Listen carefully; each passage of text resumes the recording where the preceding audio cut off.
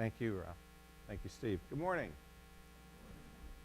What are you afraid of? Just good morning. Y'all should be happier than that. This is the good part of this process.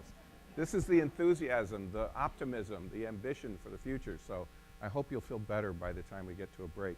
We have a lot to cover. You're going to have an opportunity to get out of your chairs and share some information.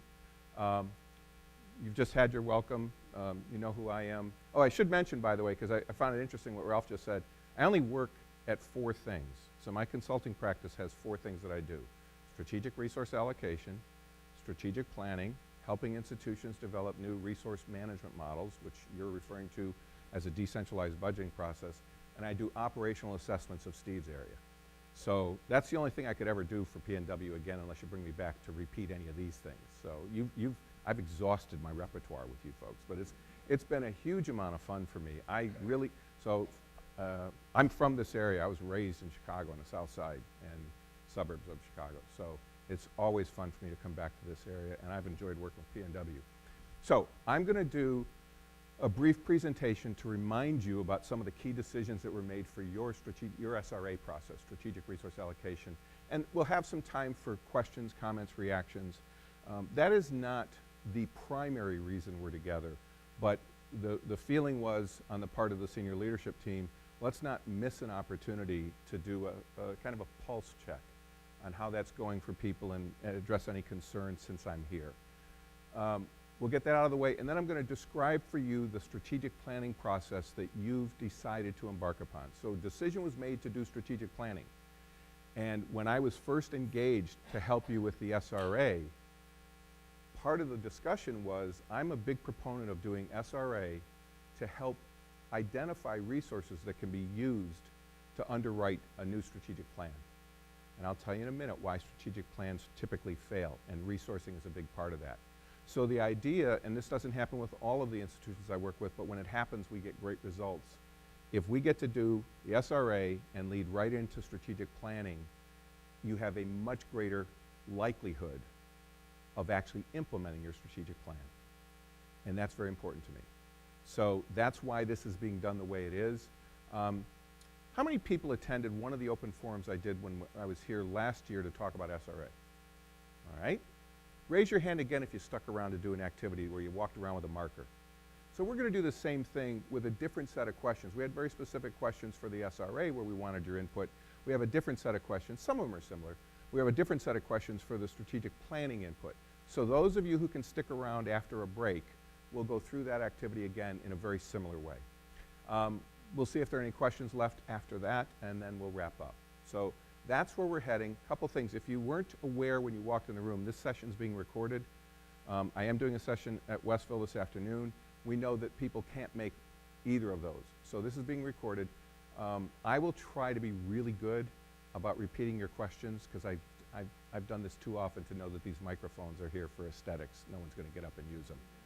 So when you ask a question, and I hope you will, I hope you'll interrupt me throughout this to ask your questions, I will try to remember to repeat them, and I've asked the videographer if he would interrupt me if I don't do that. So let's work together on that. I don't expect you to get out of your seat. It really screws up spontaneity. If you got a question, just blurt it out, and we'll take it and we'll move on.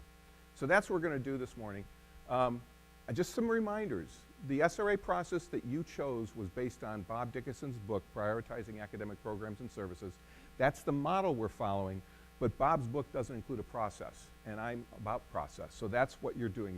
You're basically adopting Bob's principles in his model and a process that I've developed. By the way, Bob and I work together. He's aware of this, and he's started using this process in his consulting. It's top-down, bottom-up. What I mean by that is your senior leadership are the ones who decided this was going to happen. But if you look at the composition of the task forces, it's all your peers, except for you people who sit on the senior leadership team, not your peers. It's people who are faculty who teach, some academic chairs, and a lot of staff and mid-level managers. That's by design. It's not an accident that that's what we said, and that's what we wanted to carry this out. It's data-driven, and you know if you've had any involvement in the templates for your areas, it's both qualitative and quantitative.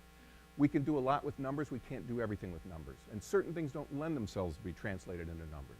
And that's, again, by design. We want a holistic assessment of everything that's being done academically and everything that's being done to support the academics at the university. Transparency, I assure you there are some people sitting in this room right now who do not believe it's been transparent. You're wrong, okay? It has been transparent. It's just not as transparent as you wish it were. What will happen by the time the reports are produced by the two task forces, or soon thereafter, and I mean real soon thereafter, you will be able to see all of the evidence that they base their recommendations on. You will have access to the templates for every activity that was identified, either as an academic program or a support function. So you're going to see what they had to work with when they made their judgments and their recommendations. You're going to see their reports. You're going to have an opportunity to provide feedback to the reports before the senior leadership team actually acts on the recommendations. And as I said when I was here before, they cannot act on every recommendation. They cannot accept every recommendation. There are two major reasons why that's not possible. First of all, if you remember what the categories are, 20% ends up in a category called divest, which is a candidate for phase out or merging or whatever. If you got rid of 20% of what you're doing at this university, you'd not be the university anymore, you'd be something else. So there's no intention to phase out 20%. The second reason they can't adopt every recommendation is that some of them conflict with each other. Sometimes there'll be it's done on a very granular level. Sometimes there'll be a recommendation that this bachelor's program needs to be phased out. We just don't think we should be offering this bachelor's program anymore. And yet in the same report, using the data that were provided, they're saying the master's program in the same discipline should be beefed up. Well, those are inconsistent with each other. We either have to beef up both of them or phase both of them out. We can't do just those two things. That's what they're going to have to do, and they're going to need your input to be able to do that effectively. So that's coming. You should be prepared probably in April. I think it's in April that the reports are supposed to be released, and you will have the opportunity to read those reports as individuals, and for those of you who are part of a stakeholder group like the Faculty Senate or CSAC, APSAC. I'm not one of you, but I'm getting close, okay? I know who to watch out for, let's put it that way, all right? But at any rate, there will be responses that come from those organizations if you're typical of how other institutions have handled it. But any one of you in this room can write a response. Any one of you can say, I'm worried about this recommendation because, and it will be considered. Now, there's going to be a lot of feedback, and it's not all going to agree with each other. So it's going to be a difficult process for senior leadership to figure out which recommendations to go forward with. But again, at the end of this process, I hope you'll agree it was done transparently. It's been comprehensive. I've been part of this process from afar, and I've had conversations with the people carrying it out and the people overseeing it. And we've talked about, in those rare instances when someone doesn't want to produce a template, they've been encouraged to do it because the consequences are pretty dire. If you don't give appropriate data through a template for the task forces to work with, you pretty much make it easy to populate that bottom category. Because if I don't have any information that would warrant you being at the top, you're going to be at the bottom. So we've gotten great cooperation. You've been very cooperative through this process, and we're trying to treat all activities fairly. This is the structure that you put in place. There's a coordinating committee, a couple of co-champions, a support task force, an academic task force, and there was a facilitation team. Effectively, the facilitation team is retired from that task, except for the communication piece, which will continue throughout the process. Who are the key players? Well, your co-champions you just heard from, Vice President and Provost Mueller, and Vice Chancellor Turner, Rachel Clapp-Smith and Janice Tasber. Rachel's in the room, I know that, somewhere. Hi, Rachel. Rachel is the co-chair with Janice, who is out ill probably because she got sick yesterday. They're the co-chairs for the academic task force, and then Tara Sullivan is sitting up front, no less. And Liz DePue is actually attending the session in Westville this afternoon. So those are the co-chairs. And the other critical people to this, the key participants in my mind, is every person who contributed to a template. Every person who either wrote one, read one, reviewed one, whatever, you're integral to the process. It can't happen without you. Facilitation team represented all these areas. I won't read them to you, but these are the areas for which data were needed to make a comprehensive assessment of the programs. In some cases, the data are more relevant to one task force or the other, but nevertheless, we used the data that were available. No new data collections occurred, right? With the exception of maybe a little bit of effort analysis. Some people might have been asked about how they spend their time. But beyond that, we did not do another data collection. We worked off the data that are available in your systems today. Academic programs and support functions, reminder of what they are. It's a common set of activities that can be discretely measured and consumes resources. The resources that matter for our purposes are people, money, space, technology, and equipment. That's what we were focused on. What are the resources that activities consume, and can we measure it discretely? So one of the things that was done on the academic side is certain programs are being evaluated in a category as opposed to a finite program. Because the characteristics are so similar, there wasn't enough differentiation. So it wasn't a discrete set of activities. But that's the thinking that went into this. And the same thing's true on the support side. We look for discrete activities. It didn't matter how it's budgeted at the university, it's how is it operated at the university.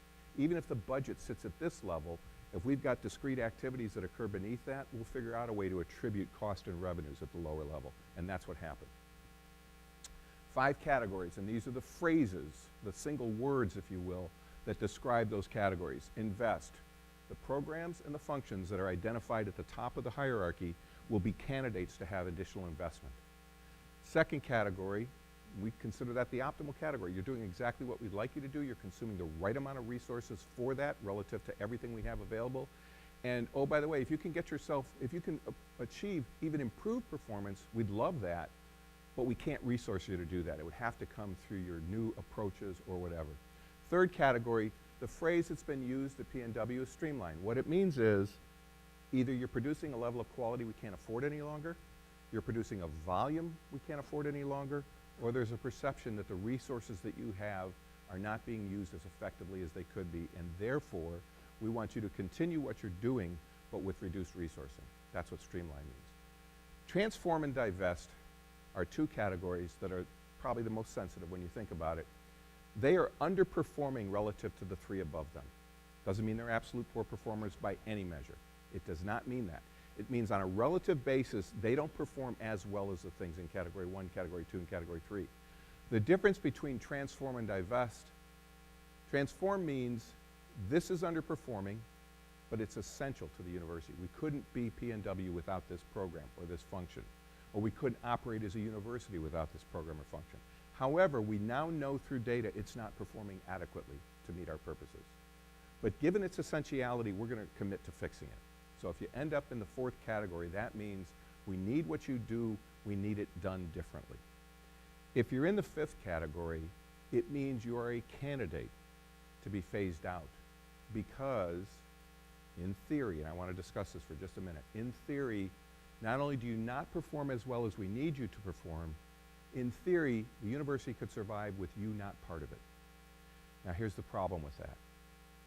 Number one, there's no chance that 20% of everything happening at this university is not contributing something. It's just impossible. And you should have some sympathy for the people who are working in these 2 task forces because they have no choice but to put 20% of the investments in each of these 5 categories. They are forced to put enough programs and enough functions in the bottom category to achieve 20% of the investment. There's no chance that 20% of the investments that the university is making are going to be done away with. So some portion of that will, I promise you. There will be some things that you stop doing as a result of this work, but it's not going to be 20%. So just know that even if you end up working in a function or a program that is identified as recommended for divestment, it's just a recommendation, number one, and number 2, all the recommendations cannot be acted upon. So senior leadership will go through, they're not second guessing, but they're going to decide which of the recommendations they think have the greatest viability and likelihood of success for the university. So when you see these reports come out in a couple months, just try to stay as calm as you humanly can and wait to see what actually happens and take advantage of the opportunity to provide your input. But this last bullet is really important. There is a website devoted to the Imagine PNW process. I hope you visit it periodically. I did find out during this visit that there's some pending questions that haven't been posted on the website, but that's been addressed and they're being dealt with right now. So within a day or 2, the website will be back up to date. This is just a reminder for those of you who've forgotten. These are the 10 criteria that the academic task force selected, and this is the way they weighted them. So I'll let you read that for a second. We're not going to discuss it today.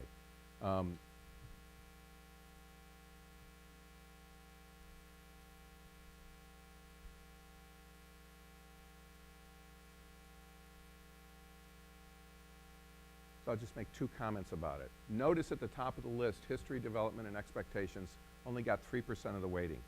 3% is the least amount you can assign to something and have it be meaningful. Anything less than 3%, it's not worth even examining.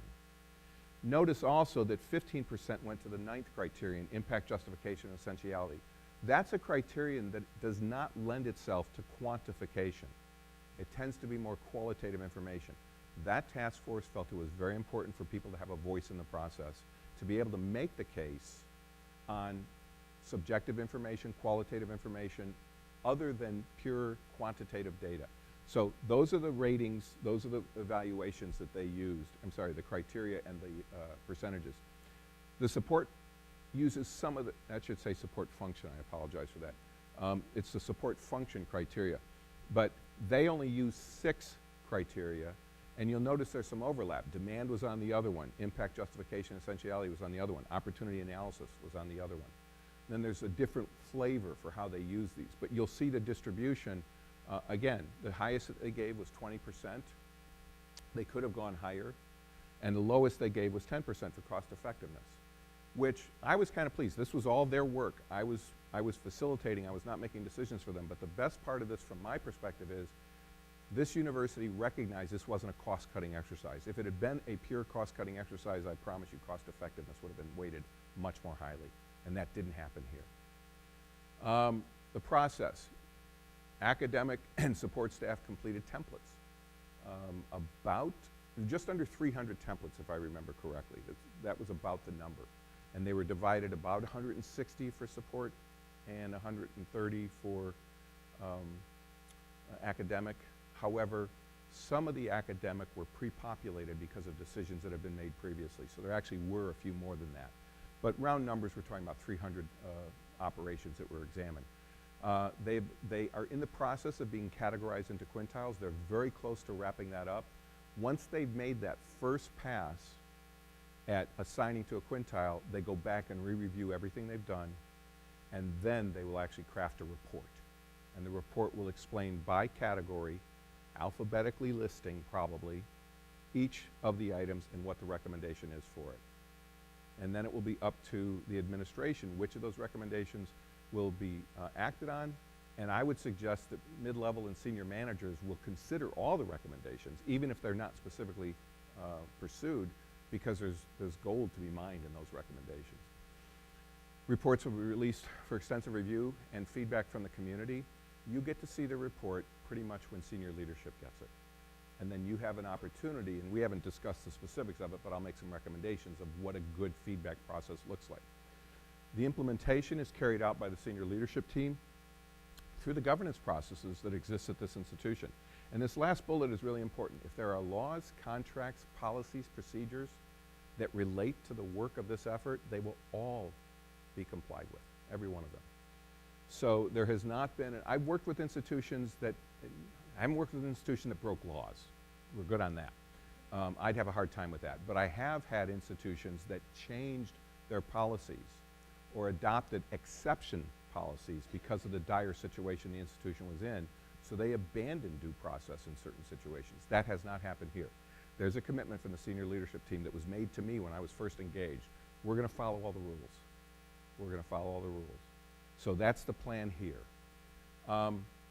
What kind of questions, comments, concerns, reactions, anything that's on your mind at this point in time relative to SRA? Anybody, for anything?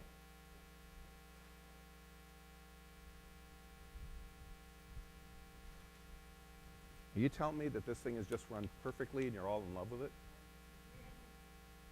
Nobody has anything on their mind? It's a little rare. I had questions the last time I was here. Thank you.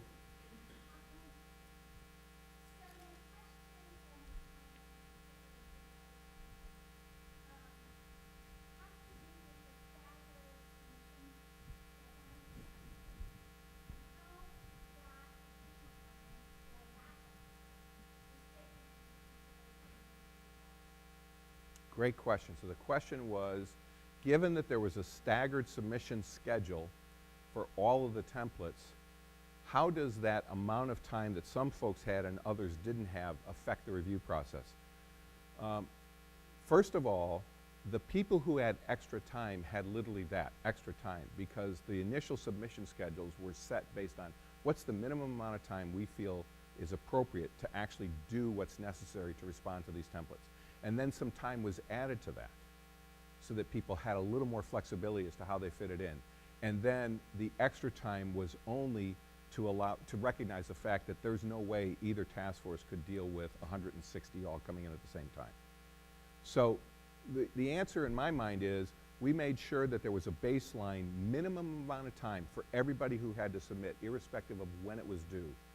And then for the reality of just logistics, others were given a little extra time. And the way that worked is usually, I can't say specifically because I wasn't involved in the specific decisions, but usually what you do is you give those areas that have more to produce a little extra time. So that's, it was done in such a way that nobody was shortchanged on how much time they had. Some got more time because the reality was they weren't going to be able to review all of them at the same time.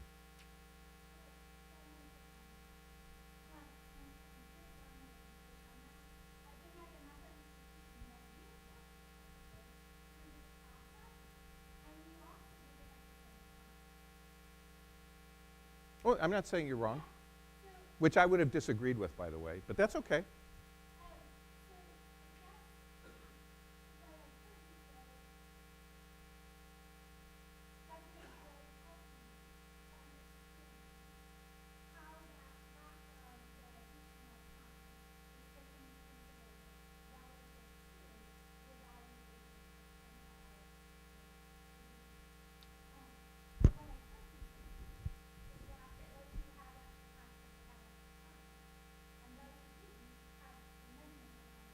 More than the minimum. More than the minimum.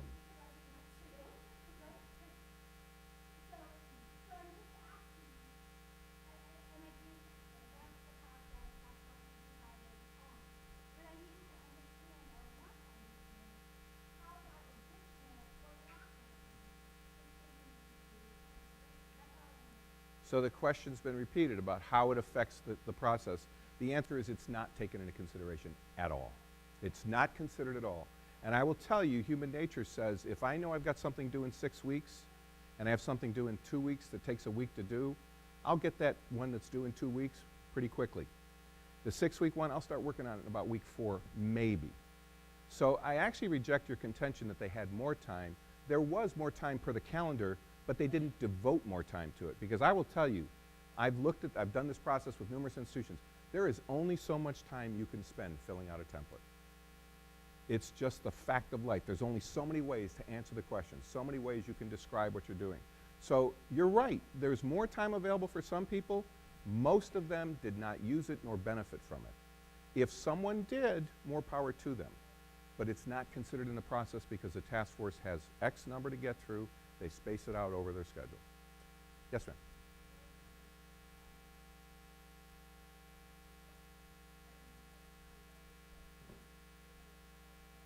I'm sorry? The data.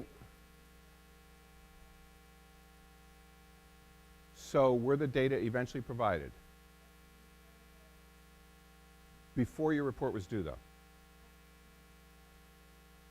So why don't you talk with me during the break and we'll figure out whether any accommodation was made or needed to have been made or something like that. I do know that there were data challenges at the outset.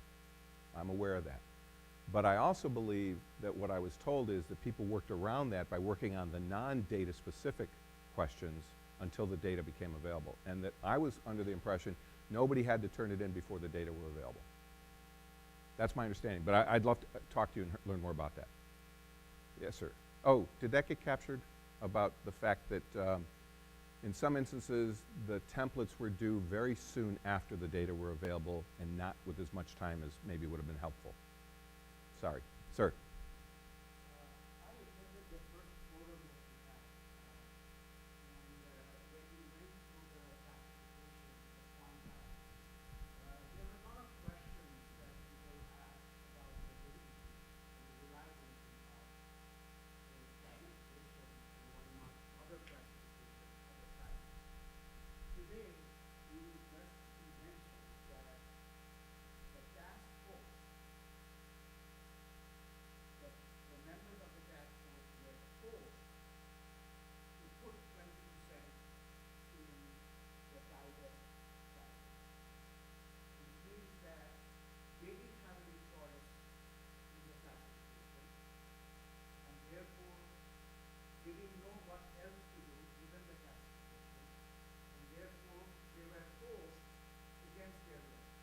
Oh, hold on. No one said it was against their will yet. Well, my point is the process, so the question relates to the quintiles, which by definition, quintiles means 5 equal categories. And the equal is not the number of programs, because that's relatively irrelevant. It was the dollars being invested. That was the control total that was used. And the process requires that 5 quintiles be used. And so to that end, I don't know if it was against their will. Everybody in that task force meeting bought into it. Everybody embraced the process. Everybody acknowledged it was going to be difficult to do it. They have not completed their work yet, so I'm not aware that either task force has been able to populate the 5th quintile yet. But before they submit their report, they're going to have to, because this process requires that forced distribution in order to ensure that there are things to be considered at each level. So your observations are absolutely correct. It is uncomfortable. There's resistance to it. But when we've tried other approaches, the task forces have not produced the work that needs to be available to move the institution forward. So look, I do a lot of work in a lot of different settings, in a lot of different organizations, on a lot of different topics. I'm yet to find anything that we could do perfectly. I don't know what a perfect design is. I don't know what a perfect process is. I haven't seen a perfect presentation. And so what we've learned over years of using this model is this is the best approach we can get. I go to campuses that haven't bought into using Bob Dickinson's model. And my attitude is the same. If someone can teach me a different way to achieve the same objectives, I will facilitate. I can facilitate anything, right? But what happens is when I ask people to tell me what their process would be, what their model would be, they don't have one. They don't have one that's proven, that's got a proven track record. So I'm bought into this. I'm a bit of a zealot on this process because I've seen it work so frequently in so many different organizations despite all the problems. And you've just identified one of the biggest ones. There's another problem. These people are meeting for scads amount of time on this process. That's tough because they all had full-time jobs before they took this assignment.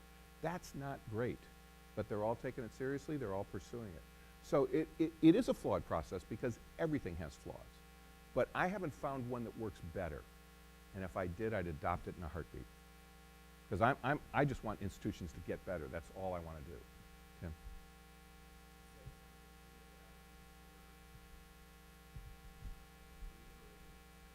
So maybe it would be appropriate to use. Is this on? Yeah. There you go. You clarified something in the quintile distribution that wasn't clear in my mind until you just said it now. I want to make sure that I understood right. You said that the distribution of programs and support functions into the quintiles is based on dollars, not by the number of programs. So that if we have 150 programs, they're not going to be equally distributed throughout the quintiles, but rather will be distributed based on their cost. Mm-hmm. Is there anybody else who wasn't aware of that? Some hands are going up. So it's always been that way, and I'll tell you why. It goes back to your question in a way. If, in fact, we do it based on the number of programs, people will put the smallest programs, no matter how they perform, at the very bottom. Is that very helpful to this process? Go like this. It is not helpful. I promise you it would not be helpful. And they will put massive programs up at the top because there's a perception that big is better. And I will tell you, I've been around higher ed for 40 years. Big is not always better. Now, it doesn't mean it can't be better, but it's not always better. So we use the forced distribution. We use it based on dollars. And I will tell you, I had a meeting with the academic task force yesterday. There's a challenge. So I'm going to use round numbers for this illustration. Roughly $55 million of expense has to be distributed into 5 categories. That means they're starting with needing to get about 11 million in each of those categories. Would it shock you to find out that one program has $3.8 million? That means there's only 7.2 million left in that category. Now, granted, they got the big one out of the way wherever they decide to put that one, but that means that that category is hamstrung to the point that they've already consumed about 35, I don't know what the exact percentage is, but roughly 35% of it is taken up with one program. So Tim, to your point, if I had to do it on that basis, I would get very skewed results. So we go with dollars. And it'll be a challenge for the academic task force to figure out how to get to the rest of the 11 million that has to be in that category. But it's a reality of the process. Any last question before we, oh, hi. That's okay.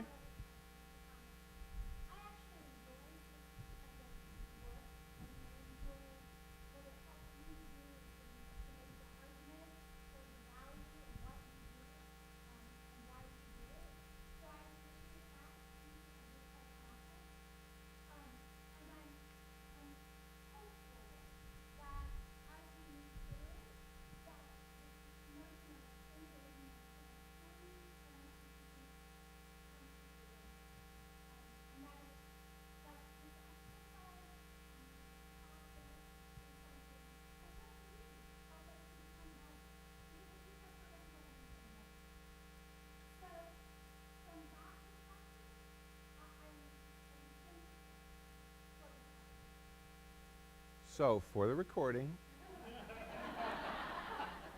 that was a very positive comment. No, the person who spoke, who'd asked questions earlier about the timeline, made the observation that this process is positive to her because it gives her a chance to make the case for all the good that happens at the university. And also is designed to enhance the likelihood of future innovation and something else positive. I can't remember the second phrase you used. But the idea is this is all in service to one thing. And I said this when I was here on campus before. The only reason to do this is to make PNW the best it can be. That's it. That's the only reason. Don't undertake this for any other reason. If that's not your motivation. I may have said when I was here before, I've never been engaged to help a campus plan to get worse. They want to get better. Everybody wants to get better. And what's the biggest constraint on getting better? Resources. And your resource situation is not going to get any better. Now, there may be years where it looks better than other years. I'll allow for that possibility. But historically, higher education is in a down cycle that is not going to change in terms of public support for higher education. And with that in mind, it means you got to do the best job you possibly can with the resources you have. And that means stop using resources in ways that are suboptimal. So a quick short story. When I started my professional career, I started in public accounting. So I'm a CPA. I started in public accounting, and I was working in a tax department. And the director of the tax operations for what used to be called a Big 8 accounting firm, there are only 4 of them left, but there were 8 big accounting firms back in the 70s.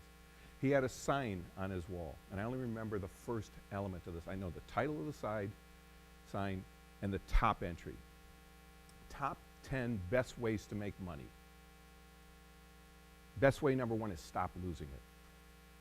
Stop losing money. Stop spending money. If you don't have enough resources to do all the good things you want to do, stop taking some of those resources to do things that aren't adding value.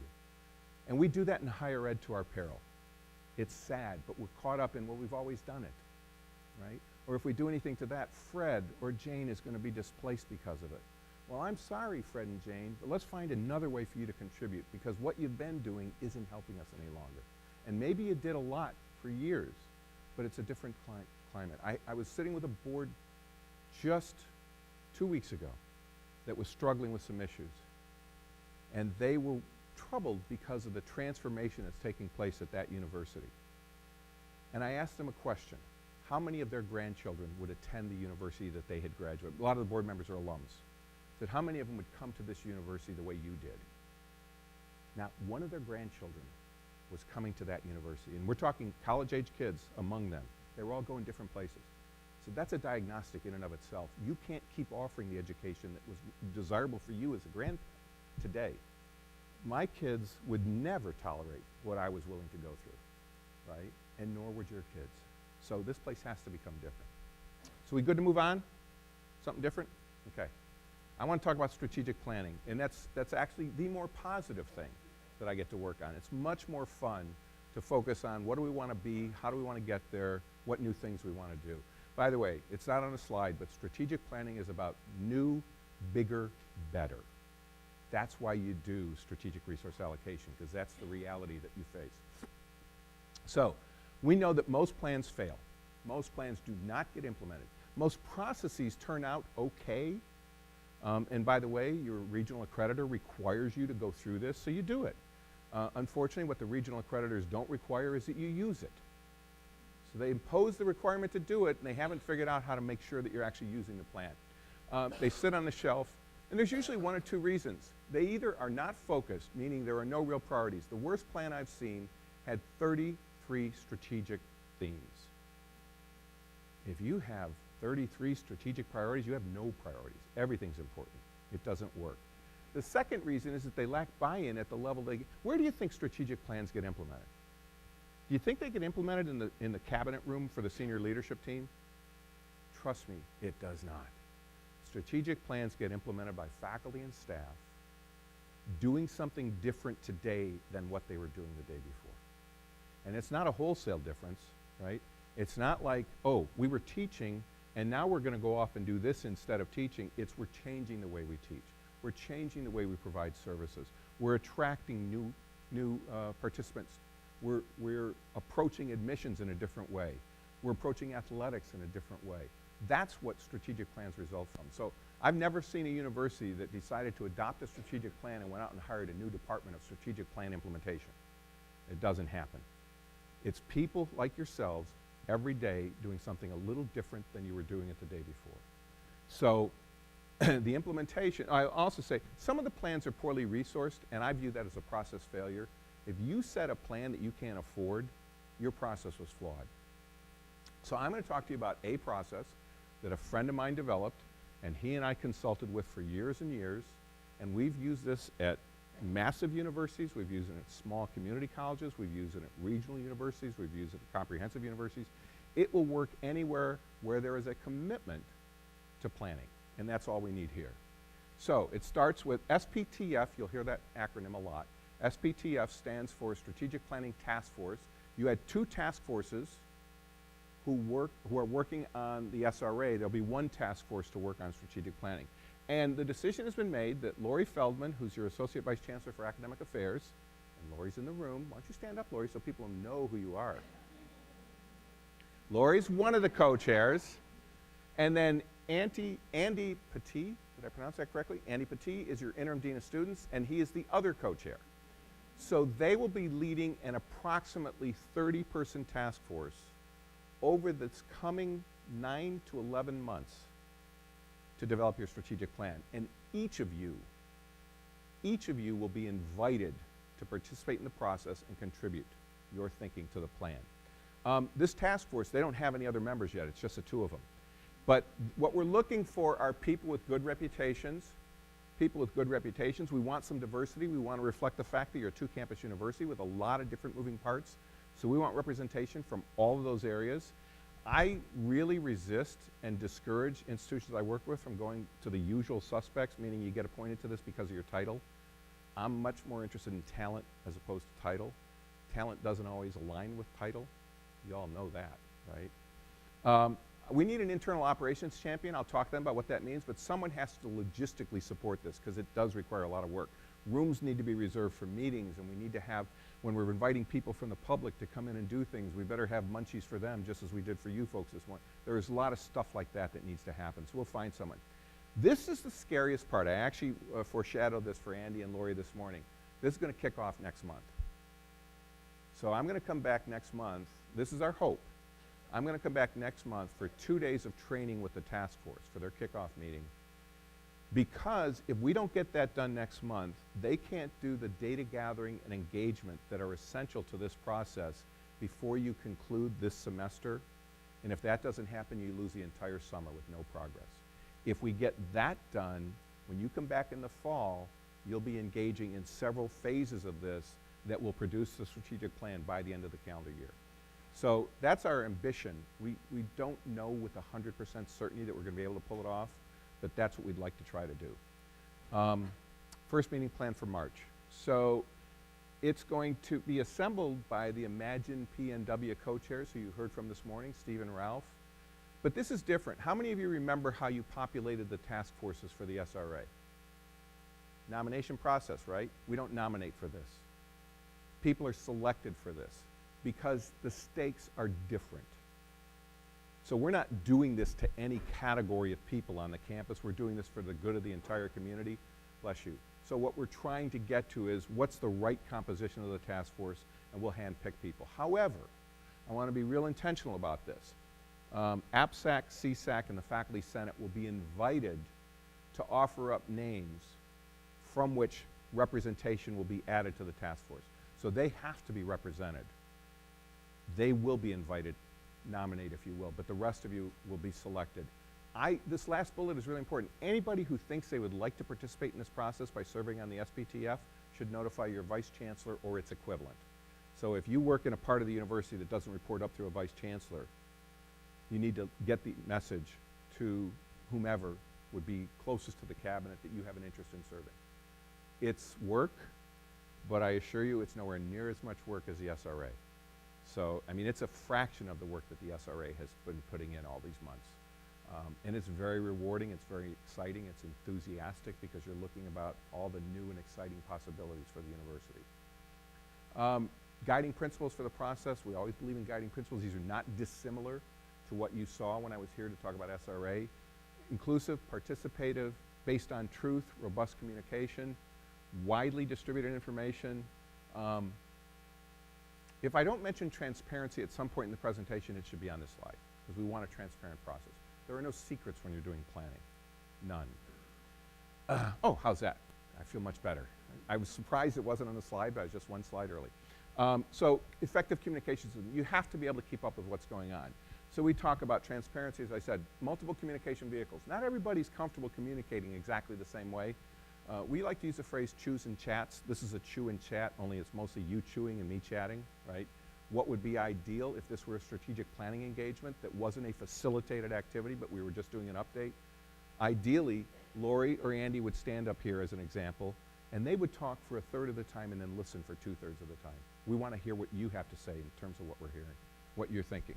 Accessible to all, different times of the day, different days of the week, mechanisms to capture feedback. So, you know, if you've been through this before, you know we put stuff on flip charts. That's all available on your website, the stuff that we did when I was here before, and the stuff in the strategic plan will be available. So I think technology has a place in strategic planning. I think you can cover a lot of different people through an online survey, for instance. I don't think it's the be-all, end-all. I think face-to-face communication is much more powerful than responding to a survey. Even when you're invited to offer narrative comment, I think that interaction is much more powerful. I also will tell you there's a lot of rumoring that goes on, probably like there is with SRA. You need to be intentional about refuting those rumors. And that's why it's important to have a website where you can answer questions. But it can't be the only mechanism. Well-organized process. This is a 7-phase process I'm going to describe for you. It's very intentional. We've worked on this, we've refined it, and this is what has been proven to work. Get organized. So we're establishing a task force. We're in the process of doing that over the next couple weeks. Identify the co-chairs. We already started with that. Develop the communication plan. We will engage the communication folks at PNW to talk about how we're going to do this. How can we make sure that we have adequate communication? I've mentioned the kickoff meeting where we'll do 2 days of training. Those will be the first live data generated. The strategic planning task force will actually go through the activities they're going to be using when they come out to your areas to get your input. They're going to go through those same activities, and we will be generating the first live data, and those data will be posted just like the ones that you participate in. We spend part of the time with explaining this process and how to do these activities, and another part of the time is helping them achieve good, effective group techniques for working together. We look for a trustee perspective. I used that term before when I talked about the SRA. People on the Strategic Planning Task Force have to be thinking about what's best for the university, not what's best for them or their area of the university. It's got to be that trustee perspective. I care about the whole university, not just my particular area. Data gathering and engagement. This is the big activity where you will have an opportunity to participate.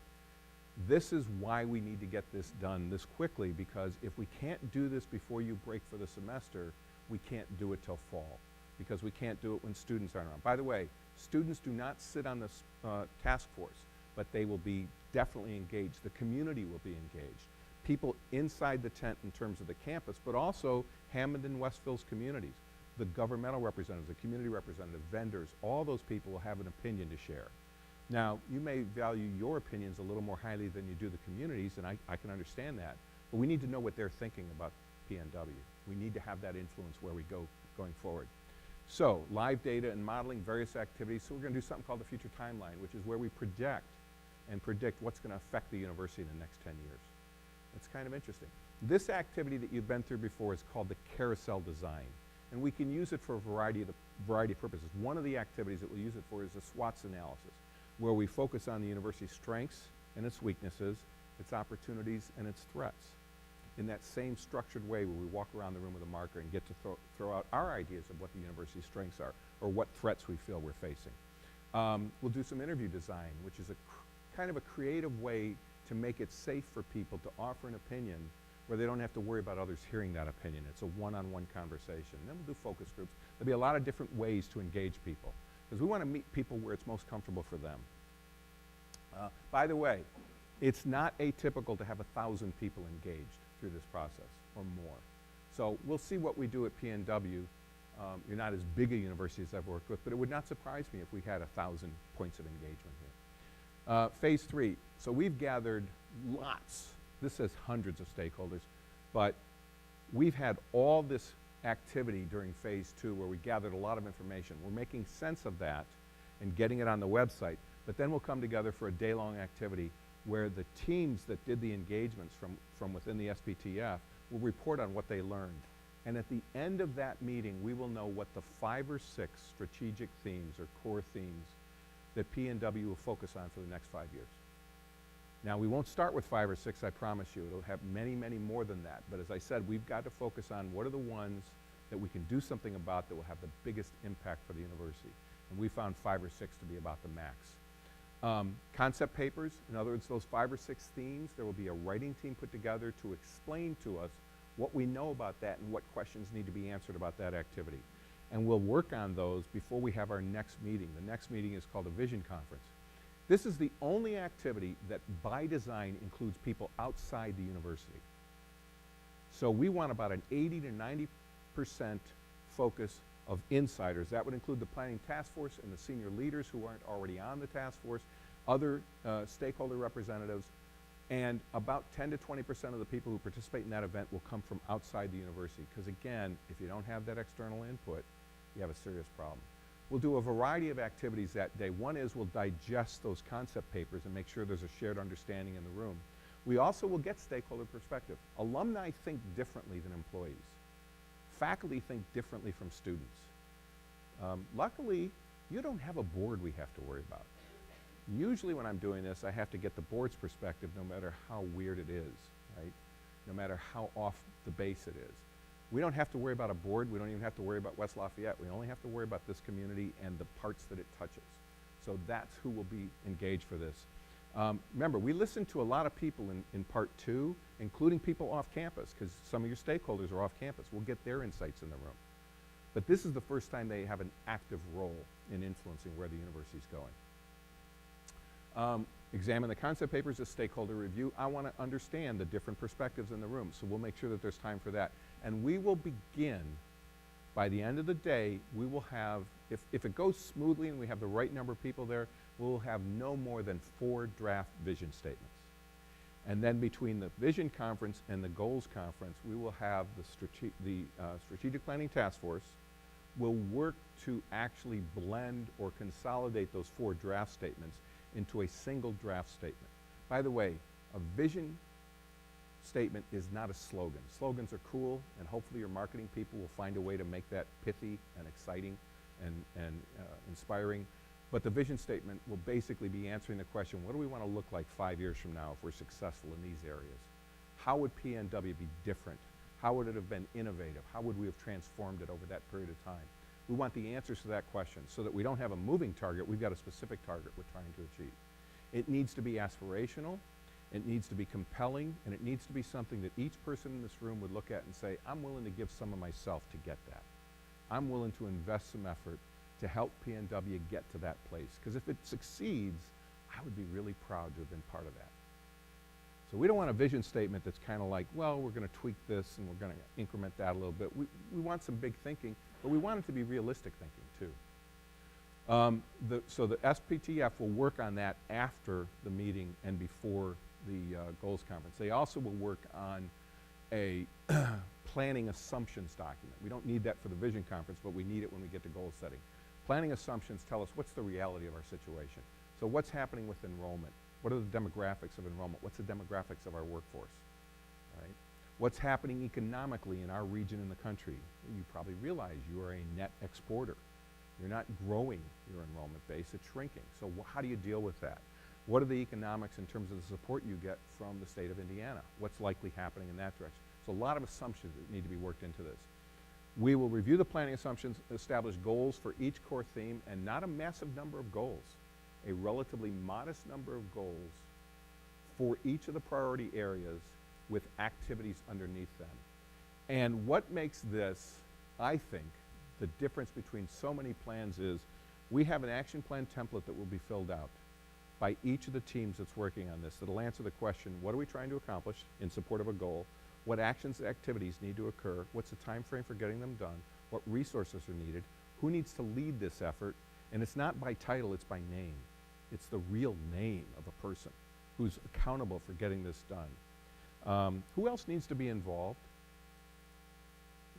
If I haven't mentioned it, when will it be done? One of the flaws in strategic planning is they try to get everything done in the first year and a half. If it's a 5-year strategic plan, why would you want to try to get everything done in the first year and a half? It's not realistic. We want to pace things for when it makes sense to do them and when resources are available. And then lastly, this is a critical piece. Has anybody heard the phrase pre-mortem? Everybody's heard of post-mortem, right? Someone dies, you cut them open, figure out why they died.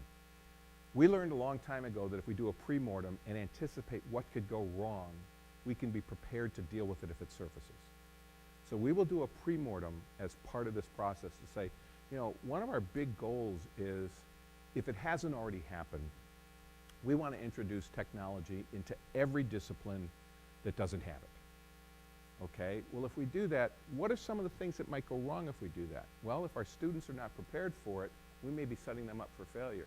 Or what if the faculty in a particular discipline aren't comfortable with technology and how it affects the learning and their, so we want to think about what are the hurdles that what if we don't have the technology when we need it? So we make this big commitment, then we don't have the technology. We want to anticipate what could go wrong. What if the champion leaves before we finish that effort? There's all kinds of things we want to anticipate. Again, the goals and action plans come out of a 1 to 2 day conference. Usually it's 1 day and then it's worked on. This conference, by the way, is conducted with the Strategic Planning Task Force and anybody else who potentially would be assigned responsibility for one of the actions under a goal. So it could grow quite a bit because there's a lot of people who don't get to sit on the Strategic Planning Task Force who are not a member of the cabinet or the senior leadership team, but because they're a mid-level manager would have responsibility over a given area and they weren't represented, they will be invited to that meeting. And that's good. The other reason we don't include the public at this time is there's no limit to the goals they're willing to establish for you, right? They want everything done and they're not willing to pay for it. Right? If they're willing to pay for it, we'd give them a voice at this point in time, but they're not. So we want this to be an insider activity. The SPTF, the senior leadership team, and anybody else who has a role to play with the activities that are going to grow out of the plan. Then we get to write the plan. We have enough information now to write the plan. All those details, I referred to the action planning template. That gives us all the details for the plan. We're trying to create the plan that you would put on your website is not as detailed as the plan that you need to have for implementation. So we want a marketing piece that's your strategic plan that shows up on the website, the one you hand to donors, all that kind of stuff. Clearly, you would give that to your accreditor. But the other one is actually more important. It's the implementation plan. Because that's the one that names names, sets timelines, talks about resourcing, talks about measures of success. I forgot to mention that. The most important element of the action plan is what will success look like? How will we know if we've succeeded? What is the target we're shooting for? And it's not about we're going to carry out this activity. It's why did we carry out that activity and what impact did it produce for us? That's what the success measure is. Because we're not about measuring activity. I mean, there are times we need to measure activities. I get that. But not in a strategic plan. In a strategic plan, you want to know what will success look like. Because that's what's the motivating part of this. Very specific details. And then you implement the plan. Operational planning, resourcing, and assessment. Remember what I said. Strategic plans get implemented by you changing what you do on a day-to-day basis. Not wholesale, but by a little bit. By a little bit. And that will move us closer to our target.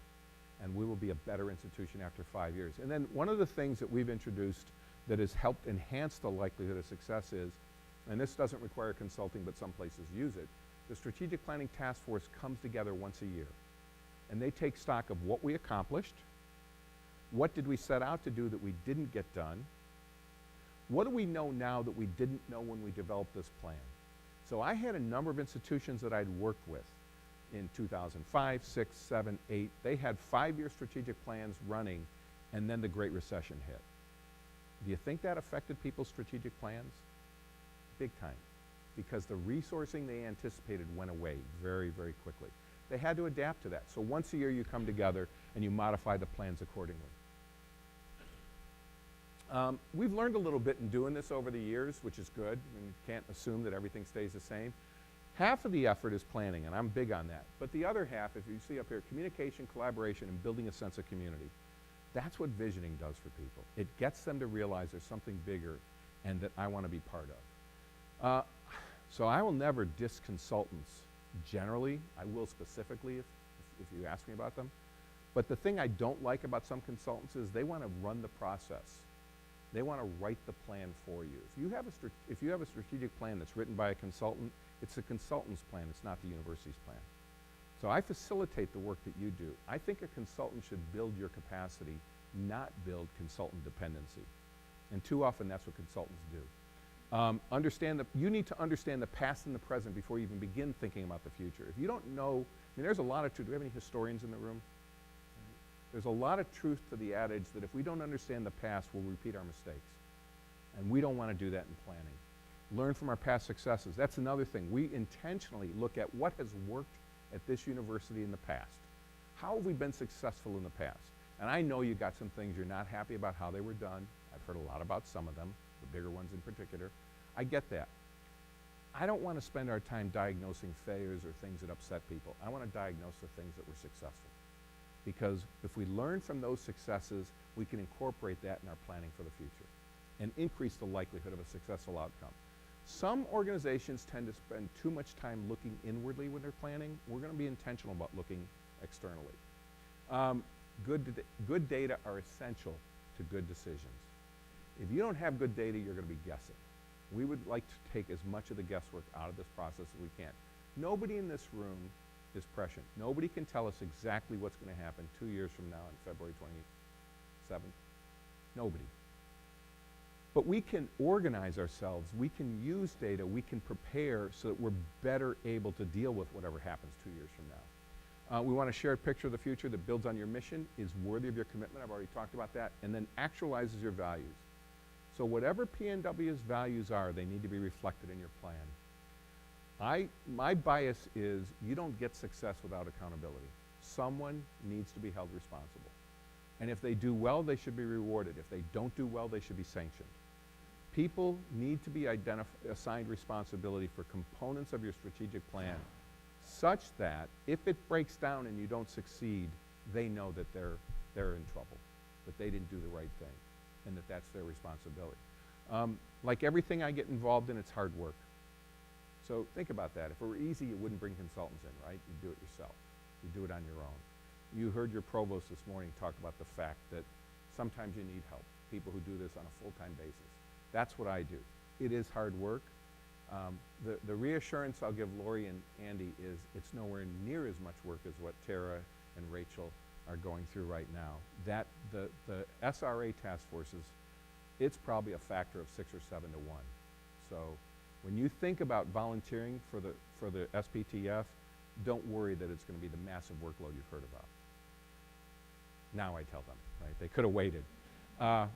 So Pat Sanahan is my colleague. He wrote the book on this. Pat and I have consulted together for years and done this at every type of imaginable institution successfully, where we can show you that the plans were implemented, right? Was every plan, every component of every plan implemented? No. Because remember, we look at it every year to see what's changed that we couldn't have anticipated, so we tweak it. But these plans get implemented. What are your questions? We're doing phenomenally on time. Someone must be curious about something. Make up a question, even if you don't care. Thank you.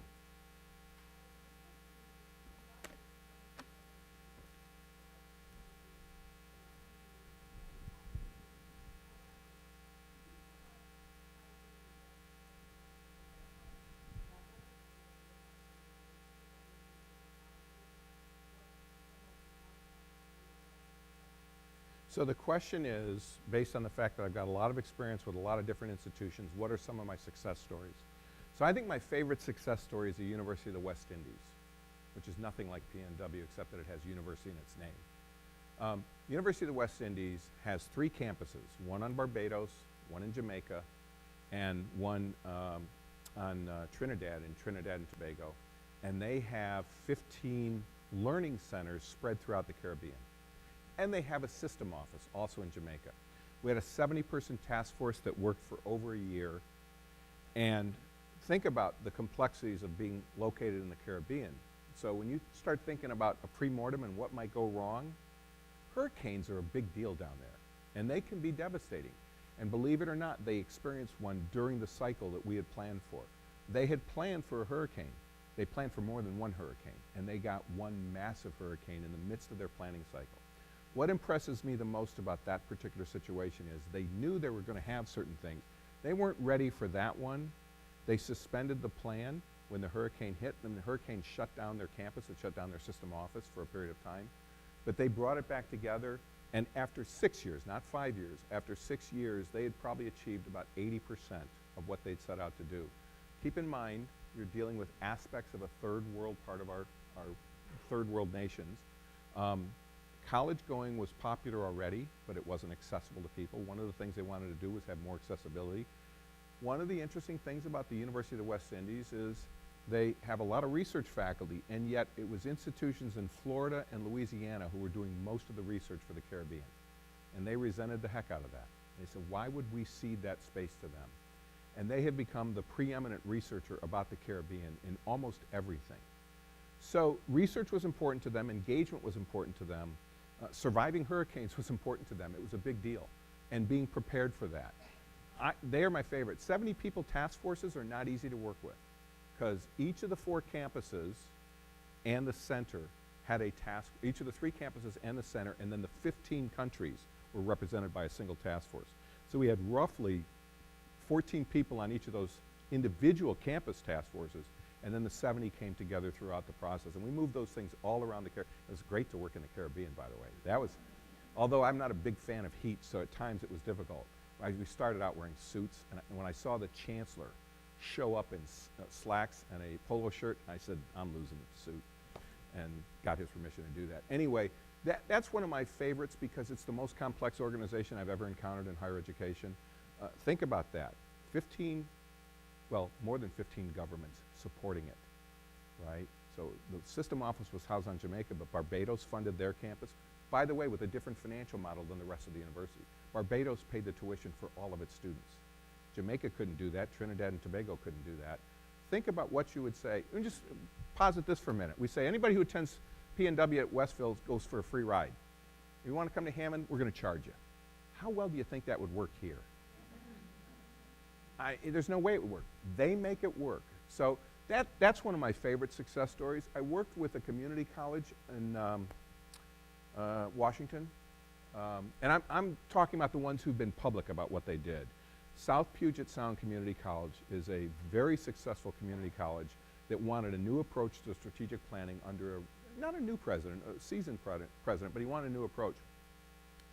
And they did it at a time when the economy was struggling. They produced great outcomes, upped their game in terms of their academics, in terms of students going on to get 4-year degrees. They wanted to do that. They wanted to better meet the needs of the workforce. Keep in mind what of the employers for workforce needs. And so South Puget Sound Community College, University of the West Indies, University of South Dakota, which is South Dakota's flagship. I had an interesting conversation. I'd done a lot of work with them on budgeting, resource management, and SRA. And then they got around to doing a strategic plan. And the provost then called me up and he said, I don't really want to engage you, but I'm being told I have to. He said, I could write the strategic plan. And I said, I have no doubt you could, but who the hell would implement it? Who would want to implement your plan, right? And so he did engage me, and we went through a planning process, same one you're going to be doing, almost exactly the same model. And he has said, he's now a president of a different university, but he's told me repeatedly that the process I made them go through in the sense that I said, if you're going to engage me, this is how we're going to do it, and we have to figure out who the task force co-chairs would be. He picked 2 Actually, he did the picking. He picked 2 phenomenal co-chairs. Normally we stopped doing that because we had some bad outcomes from elections. Happens nationally too, notice. Anyway, I shouldn't have said that. So sorry if I offended anybody. But at any rate, that was a really successful endeavor because of the quality of the people who led the planning process and the engagement. The provost told me at the end of the process this is not the plan I wanted. But he said, this is a plan I can oversee implementation of, and that's what you want. So thanks for that question. There was another hand that came up. Yes, ma'am.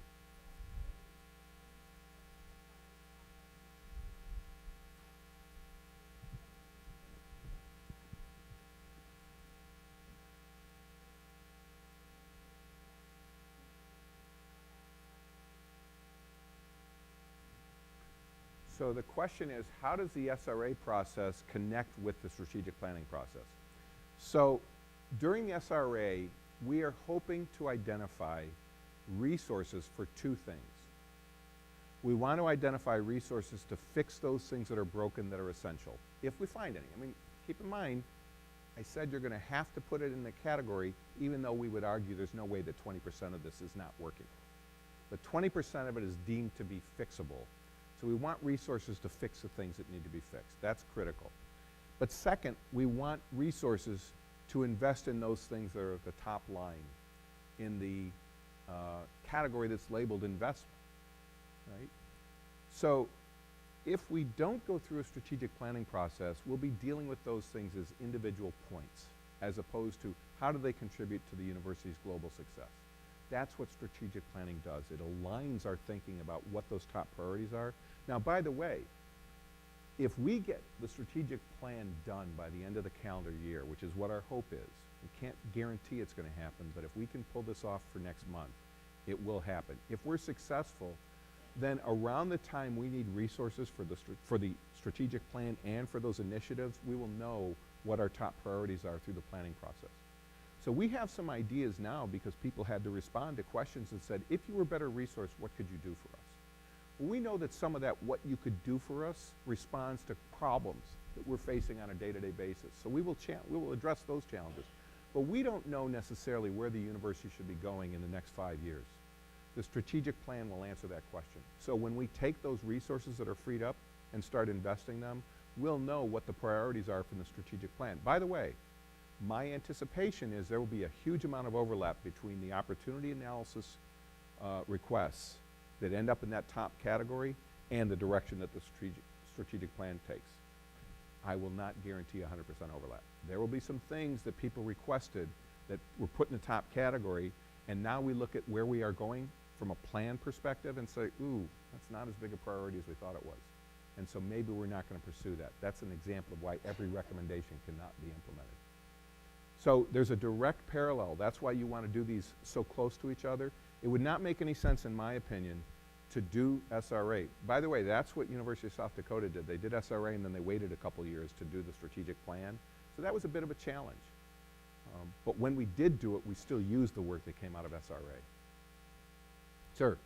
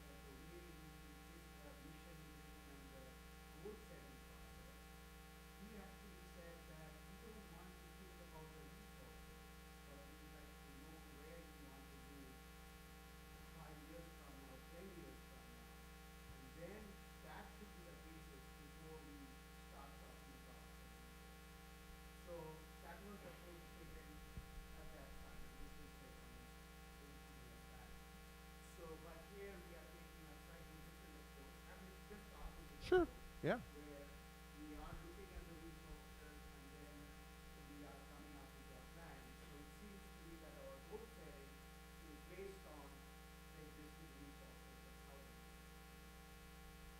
So summarizing what you said, in the previous plan, it was approached to do planning without regard to resourcing, at least at that point in time. And now we've shifted that. We're actually doing the resource piece of this before we do the planning piece of it. So the first thing I'll say is I mentioned Pat Sanahan, who wrote the book Collaborative Strategic Planning in Higher Education. If Pat were up here with me, he'd want equal time to explain why you do it in the order that you just described. We should do strategic planning first, and then we'll worry about strategic resource allocation. He believes that very firmly. He doesn't do strategic resource allocation. He only does strategic planning. But he thinks you have to do that one first. And his reasoning is, as you already know, SRA is very difficult. And he feels it wears down the organization, and so that they won't do their best work when it comes to planning. I have a philosophical difference with that, and here's my thinking about it. Remember what I said, strategic planning is new, bigger, better. So we're going to come up with a really cool strategic plan with all these great ideas, and then we're going to do strategic resource allocation to free up the resources necessary to implement that plan. And we're going to look at part of our community and say, hey, we did this cool plan. It's really great. We're all excited about it. Oh, by the way, you're not on the bus because we're phasing your area out. So if that has to happen, I think you do it first, right? I mean, nobody in this room should be deluded about this. There is a possibility, there's a likelihood that some people's jobs will not be needed as a result of SRA. Now, I would hope that we can find other meaningful endeavors for them, but I would never promise that. So if I'm going to do that, I want to do it before we get into strategic planning and we build people's expectations and aspirations and enthusiasm. He just feels it's too much work and we should do it in the reverse. He would be happy if you did strategic planning and never did SRA. He and I have this debate. Where's your assurance that it gets implemented? Because you don't do anything to free up resources. That's not his expertise. So I believe you identify the resource flows to be available when you're going to need them under the strategic plan. So it's just a sequencing thing that I think is very important. Again, so yeah, when the reports come out, I promise you there's going to be a lot of anxiety and a lot of concern and what areas are not going to be here any longer and whose areas are going to get pared down a little bit and that, I mean, people are going to focus much more attention on that than the fact that some were in the top category. I get that. But when we complete the strategic planning, and there will be a little bit of a transition to get our thinking around the idea of aspiration and hope for the future and that sort of thing. But when we do that, by the time we have the strategic plan, yes, there will have been this difficulty that we went through, but you've been going through that already. I mean, you started phasing out programs before you ever heard my name, right? By the time we get to the strategic plan, we will have gotten through that down cycle and we'll be back focused on the future and back with some enthusiasm. And yeah, might some people, nobody in this room, by the way, you don't have to worry, right? But might some of your colleagues not be around doing the same thing they were doing? I think that's a likelihood. So that's why I think you have to do the resourcing first before you do the planning.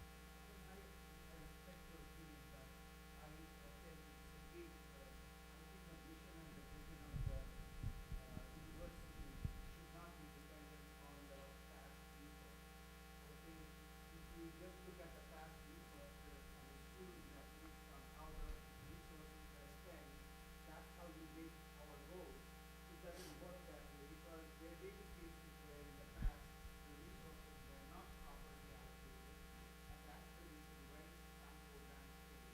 And therefore you're assuming that those programs fail, and then you say, well, we should not put those programs to the top priority. I think that's the wrong approach because I think the approach should be what is good for training officers. Okay, as a region, what is good for the training officers? What can we do better? What type of economic value can we provide to this community? And therefore, how should we allocate the resources so that we do that? So that's, I don't know how many of you agree with that. Well, we're not going to take a vote, so don't worry about it. But I'll try to summarize what you said. You think you should make your decisions about the future independent of what resourcing has been in the past and use the judgment of what's needed now and then figure out how to allocate resources in support of that. And that's great. That's not the approach the university has chosen, though. So I respect your opinion. I don't share it, but they've adopted a different approach. Yes?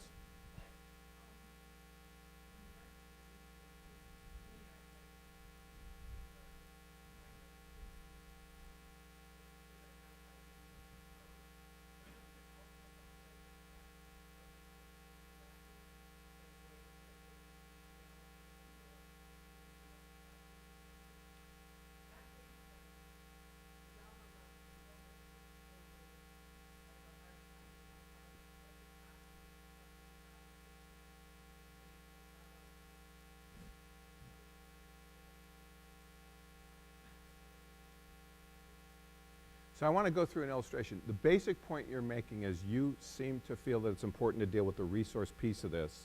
And if you have resource insufficiently, that you can deal with it if you're aware of it. Is that a...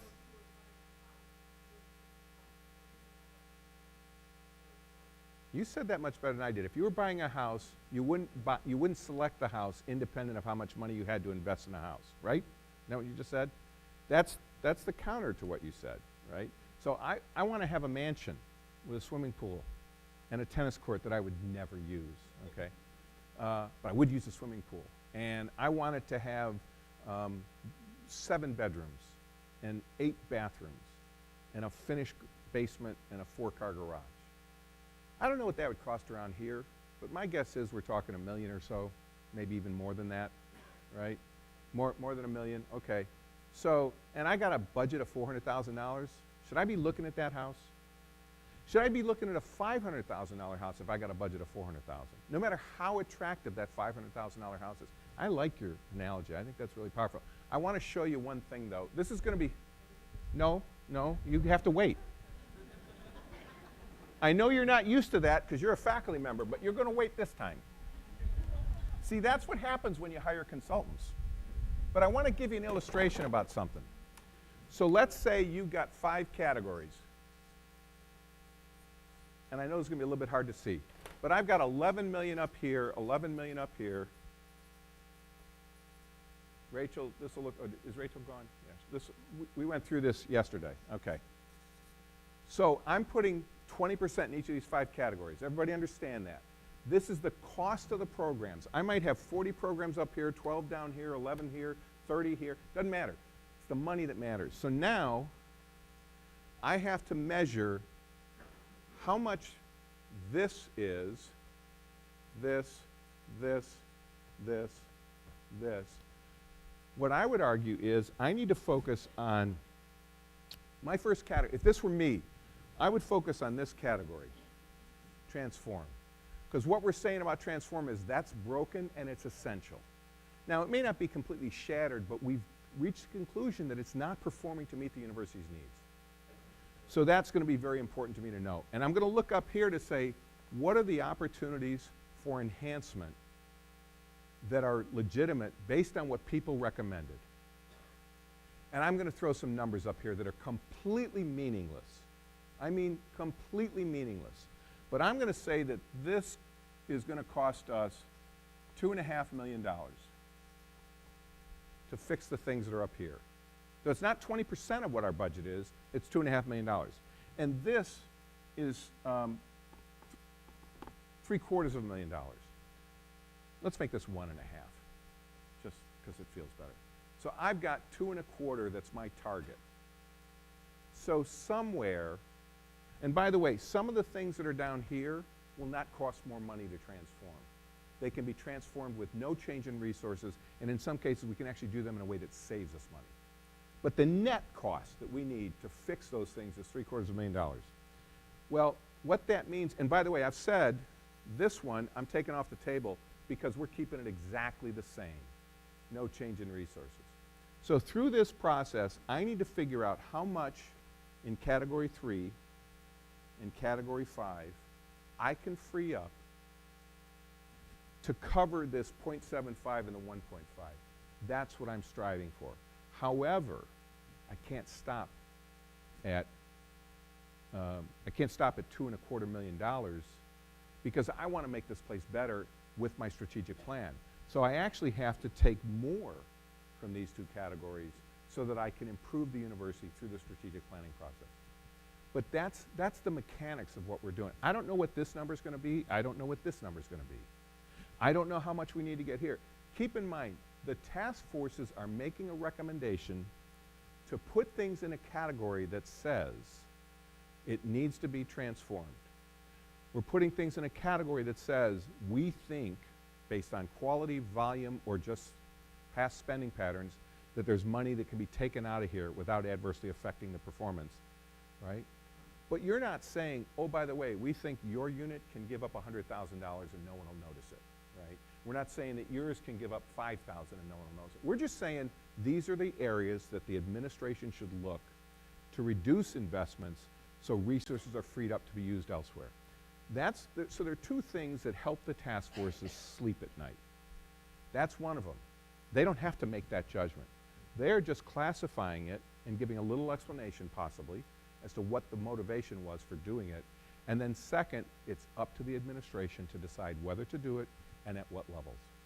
So they're going to put stuff in this category, and I promise you, I will refund my fees if this doesn't happen.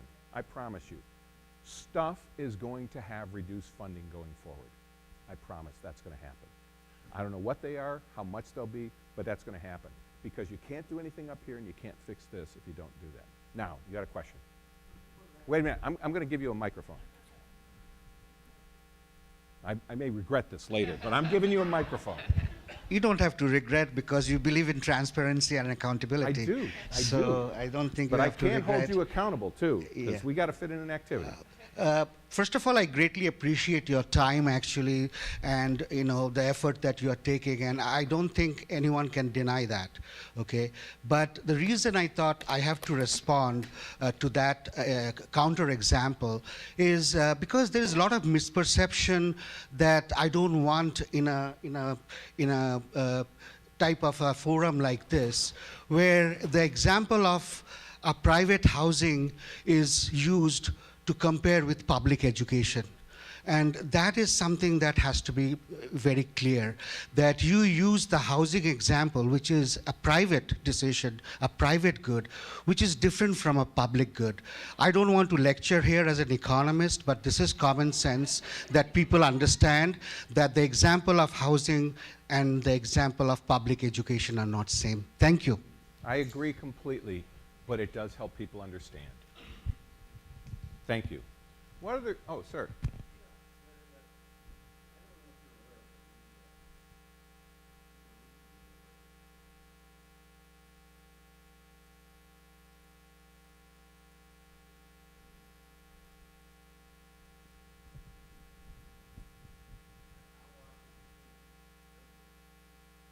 Mhm.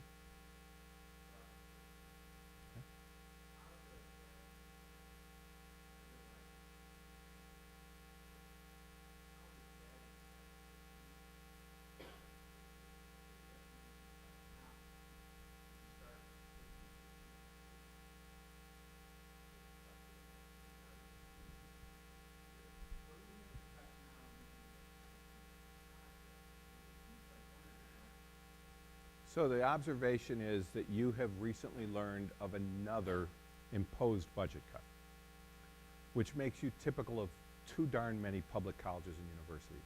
But it's a reality. I worked in higher ed on campuses for 20 years. And the first few years, well, actually 2 years, I didn't have any clout, none whatsoever. But for the last 17 or so years, I was an influencer of this process. And every place I worked, I fought against doing anything across the board. I think anytime you do something across the board, you're basically saying anything we said previously about what's important at this university, we really didn't mean. Because if I say that, so I'm going to alienate a few people, but if these are the 3 most important rows in this room, and we're going to have meals for everybody at lunchtime, because you're still going to be here, okay? And it turns out that we don't have enough meals. And I say, look, the way this is going to work is 6 people out of every row get lunch, including these 3 rows. Only 6 people. I've just lied to you. Because those 3 people, these 3 rows need to get the first crack at lunch, because they're the most important things we have going on at this university. So it's completely counter to what this is about. The idea that we would do anything across the board. Now, this is real easy to talk about, and I've been in the seat where you had to do it, but I wouldn't envy Steve and Ralph and the senior leadership team. What I would urge is that you look at the budget and say, we think that this division should be imposed this target, and that division should be imposed that target, and this division this target, and then it's up to the division head to work with his or her team to figure out. So Tim, I'll pick on you for a minute. If we're going to tackle IS has to go through a cut. Tim should work with his direct reports to say, look, this is the target the university's given us. And it's not a percentage of it does represent a percentage of our budget, but it wasn't assigned to us as a percentage of our budget. This is a number we have to achieve. what's the optimal reduction of investments to allow us to meet that target? Not across the board, because there's nothing optimal about across the board. There are two inherent flaws when you do things across the board. The first flaw is that what you have relative to the whole is optimal to the whole, and we know that's not true. If anybody has exactly what they should have, it's an accident, because it's a product of decisions that have been being made long before, what'd you call it, unification. Long before, so there are some legacy budgets, either in Westville or Hammond, that go back decades. And the likelihood of those being the right amount for today is really small, if non-existent. So the first flaw is, what you have today is optimal to the whole. Not true. And the second flaw is that what an X% cut on you is going to do to your operation is optimal to the university in the same way it is for you. And we know an X% cut to your area could mean I've got to give up a position. And for Tara, it could mean, oh, we're not going to go to a conference next year. Does that make sense for a university that that's the way we do things? So I will not endorse what you're being put through. I would find a way to figure out where can we survive the cuts most easily. And that would be done on a division level basis, not at the university level.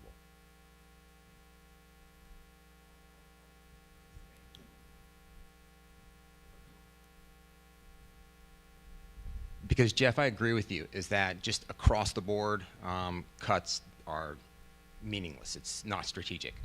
But the process that Larry described is exactly what's happening.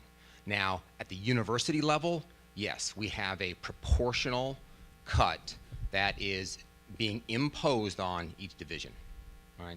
So if we relate that to Larry's initial comment to say, this is how much we've decided each unit needs to figure out how to address, the way we came up with that number is not strategic. The way we came up with that number is just said proportional, all right? So we know that makes no sense. We also know that historically our budgets are whatever they were, and whatever they were, and whatever they were. Thus, the whole purpose of SRA and our forthcoming budget, new budgeting process. Now that we have a target number, how we address that, hitting that target within each division is exactly what Larry has said. So I know for sure that Ralph did not come to all the deans and say, this is how much you have to give up, this is how much you have to give up. He worked through a process to establish a formula to figure out how that needs to be assessed and addressed within each college and then down the line. I've done the same thing in IS, and I know Steve's done the same thing in financial services. So it is not at the strategic level, at the division level, a proportional cut to say, you know, each of you have to give up this amount. So within each division, it is being addressed strategically. So we're going to take one more question, and then you all have been sitting forever, so we need a break. I don't know that there are any department heads here in this game, but I know as far as my department head, and one of my colleagues from Econ, who is a department head in the behavioral science, and both of them said that there is no way that we can figure out, because there is no criteria or guidelines that will let us figure out how much each department will be contributing or paying back because of this 3.47% cut that is required at the dean's college level. So that part, I don't know, it's not clear yet, and I don't know how that will be done. So my response to that is, I would say that that creates an opportunity. Because if you try to establish a university-wide criteria that everybody would have to live within to address the cut, that's going to lead to the problem that I was describing, where you're having to respond in a way that doesn't make any sense compared to his department or to Tara's department. So I think there, and if I told Tim for information services, hey Tim, here's how I want you to do this. I want you to do it on the basis of everybody whose name ends in Y. Okay? So that's where we're going to do the cuts. Or everybody whose birthday was on a day that ends in an even number. In other words, the criteria, which is ridiculous, I get that. But if I tell Tim that that's how he's got to do it, and he said, well, shouldn't I worry about who's getting served? Or shouldn't I worry about what our biggest investments are that we cannot get out from under? You pay money every year just by virtue of the fact that the university continues to exist. Whereas for some of you, if you stop coming to work, right, because of enrollment decline or something like that, the university does not have to pay costs for that. But that has to be paid no matter what. So the more local authority you have, that's why you're going to a decentralized budget model, is to give you the authority, along with the responsibility, by the way. So it's not a free lunch, but that's a better situation to be in. All right, here's the deal. It is, by my watch, which may not be completely accurate, about 10:15, excuse me, about 10:15. If you promise to be back at 10:30, if you want to participate in the activity, I've been doing this a long time, and there's a lot of attrition when we take the break. I'm okay with that.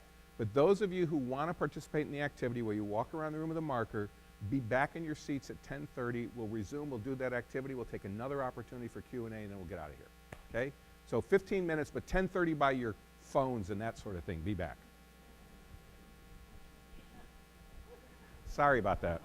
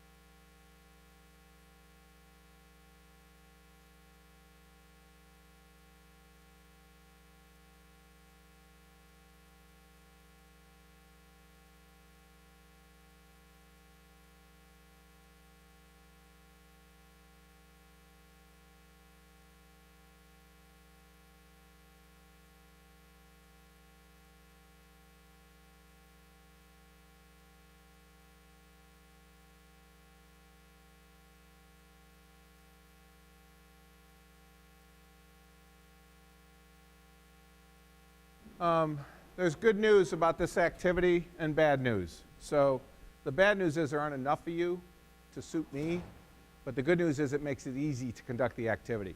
So what I'm doing is distributing a box of markers. Everybody needs to grab a marker. Try and do that when our mouths are not full, but I timed it really well this time. So what we're going to do, again, if you were here with me last year, you'll recognize this activity. It's called the carousel design, and we're actually going to use a carousel type design. This is station 1 up in the front of the room. Ignore this easel. That's station 2, that's station 3, and that's station 4. We're not going to really get started until everybody has a marker, but this is what it's going to look like. So we're going to tackle, oh good, I got this right. I was afraid it was going to say strategic resource allocation this time. We're going to tackle 4 important questions related to strategic planning during the activity. As a reminder, if you haven't done this before, you're going to individually answer the questions with your marker. You're going to have an opportunity to answer each question because you'll visit each station. I will give you a number between 1 and 4, and that's our little test of how long you can remember a single-digit number, because it should work out so that we have a nearly equal number of people at each of the 4 stations. When I ask you to, you will take your marker and yourself to the station that corresponds. We're only going to use this side of the room, to the station that corresponds with the number that you were assigned. It's individual work. Is there anybody in the room who can't read the last bullet? Is there anybody who doesn't understand what the last bullet means? I'm taking that as confirmation that you all can follow directions. We will see if that proves to be true. All right, so this is a really critical thing, and I know it's challenging for some people. We need legibility. We don't need to have perfect spelling, so don't worry about spelling. But definitely try to write legibly. And my request is that you fit all the responses on a single sheet of Post-it paper. So I don't want the easels, going to the second page. Try and get everything. You don't need to write large, you just need to write legibly. If someone writes something that you like, you put a check mark next to it. If you don't like something someone has written, you just ignore it. You don't get to edit people's work. You especially do not get to cross out other people's work, okay? If it's not good, it won't get voted up to the top. But you may discover, because you're going to go back to where you started at some point, you may discover that something you didn't think was a great idea turns out to be a very popular idea. That might give you a chance to change your thinking about something. So, you don't get to edit other people's work. You're only going to get a couple minutes. This is a perfect sized group to do this activity, because you're going to get the opportunity to get to the easel, get your thoughts up there, give your responses. I'll call time and you'll move to the next station. We'll just do that going around the room. Listen to the time, be adding your check marks. When you get to your second station, the first thing you need to do is not start writing your responses to the question. You need to read what's there, because we don't need you to duplicate what's already there. But if you were going to write the same thing, put a check mark next to it, right? So if you agree, use those check marks. And you will continue writing until I call time. We have 4 questions that we're using for this activity. So what guiding principles should shape the university's strategic planning process? For example, be intentional about communication throughout the process. Second, what benefits will the university realize from successfully carrying out the process? For example, you will have a clear and shared understanding of the priorities for the future. That's pretty powerful. That's very valuable. Third, what challenges could arise from carrying out the strategic planning process? Well, you're putting a lot of faith in the strategic planning task force, right? And what we need from them is to avoid establishing overly ambitious or unrealistic goals. So they have to be grounded in reality. But we also want them to be aspirational. So what advice can you offer to the SPTF that will carry out the process? Be aspirational and realistic at the same time. So what I mean by that is it's not bad to have stretch goals, but don't have a goal that there's no chance in the world that you're going to achieve in 5 years, right? I literally was working with a university that said they were going to increase enrollment by 50% in 5 years. Now, they happen to be in a part of, bless you, they happen to be in a part of the country that is experienced growth, but 50% in 5 years, come on. They have a better chance of closing in 5 years than they have of being, that institution is financially troubled. They're not going to solve their problem by growing by 50%. So it's nice, it would be a great aspiration, but it's just not going to happen. Anybody have any questions? You're all clear on what's happening. So I'm going to count you off. 1, 2, 3, 4. 1, 2, 3, 4. 1, 2, 3, 4. 1, 2, 3, 4. 1, 2, 3, 4. 1, 2, 3, 4. 1, 2, 3, 4. 1, 2. And you all have a marker, right? So what you get to do now is gravitate to your station, take your marker with you. Probably not going to help to have a muffin with you. I won't say it can't work, but it's challenging. Don't peel back the page until everybody shows up, because they got to know where they're going.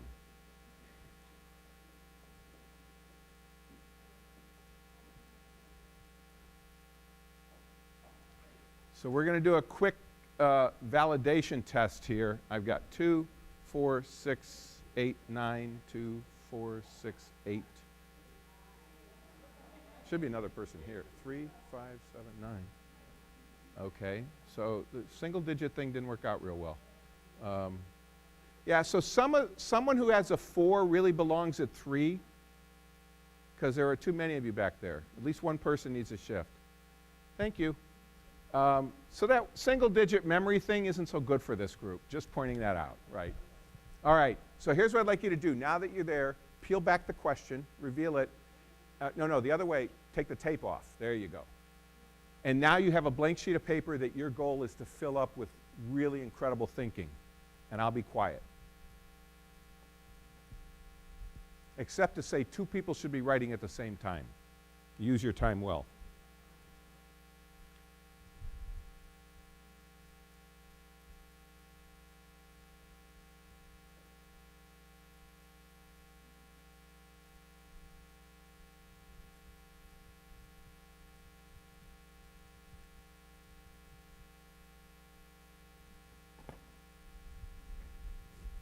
I hear talking.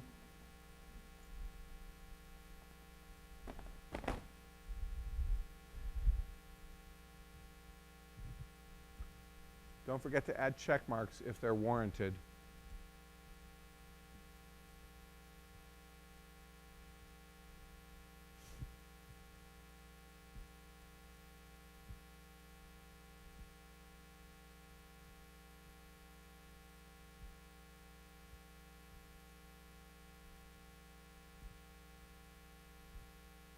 It's hard to reach from back there. It's hard to reach the easel from back there. Well, you can put more than one up, by the way. And if I didn't mention that, you can answer more than once after others have had a chance. Cool, thank you.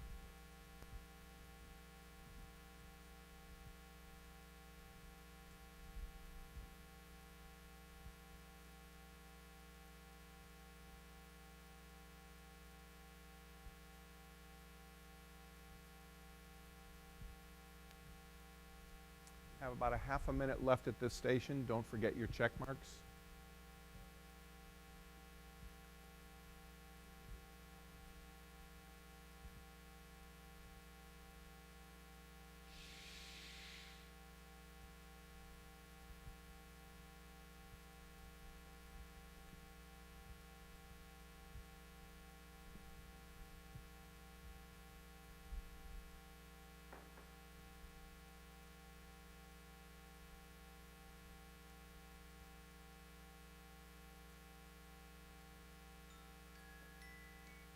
So what I'd like you to do is we're going to rotate clockwise. So if you were at 4, you're going to come up here to 1. 1's going to move to 2. 2's going to move to 3. And 3's going to cross to 4. First thing you do when you get there is read what's already there and decide whether you want to apply check marks. And then you start answering the question.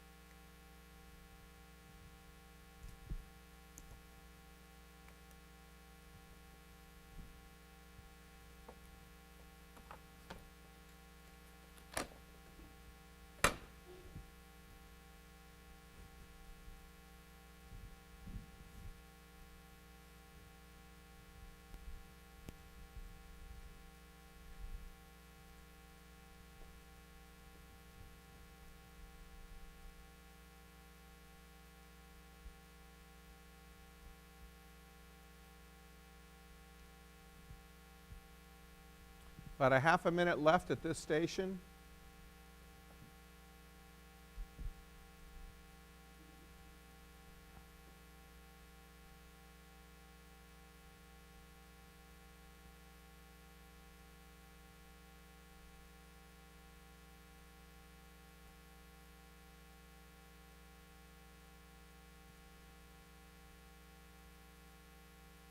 Get those last check marks up.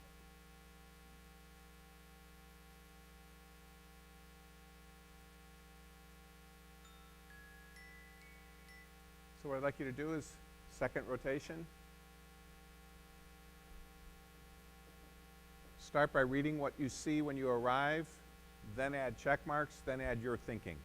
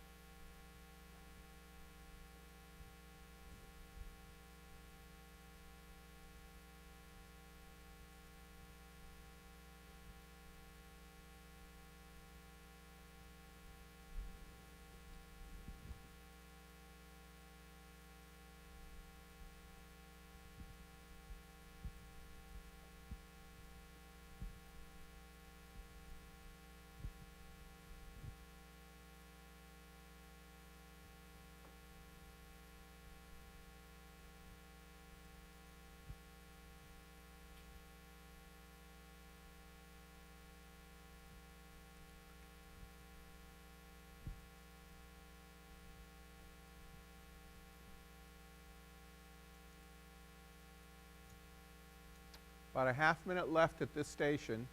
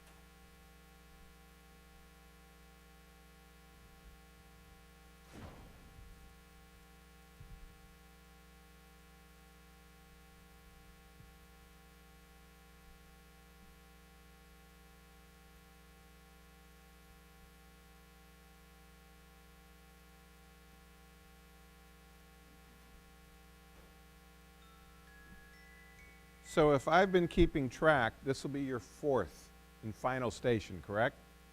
So go ahead. Same process. See what's there. Add your check marks. Add new thoughts if you have them.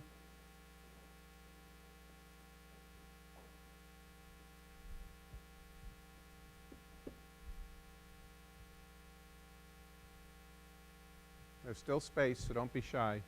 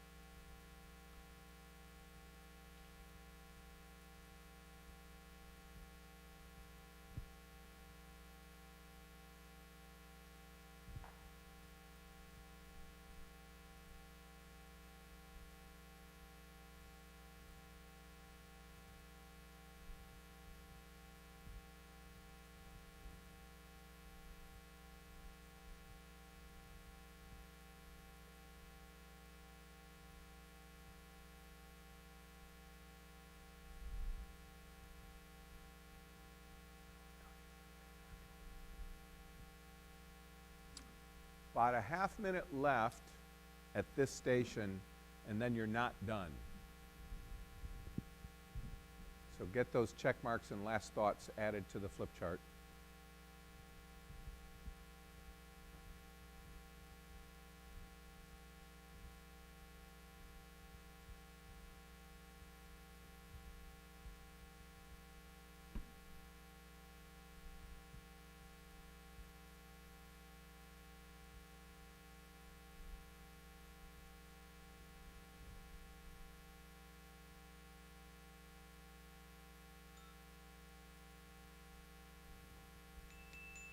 So go back to where you started. And what's happened is three groups visited while you were gone, and they've added new ideas. And so now is a time for you to put more check marks up. It's not a time for you to add more ideas.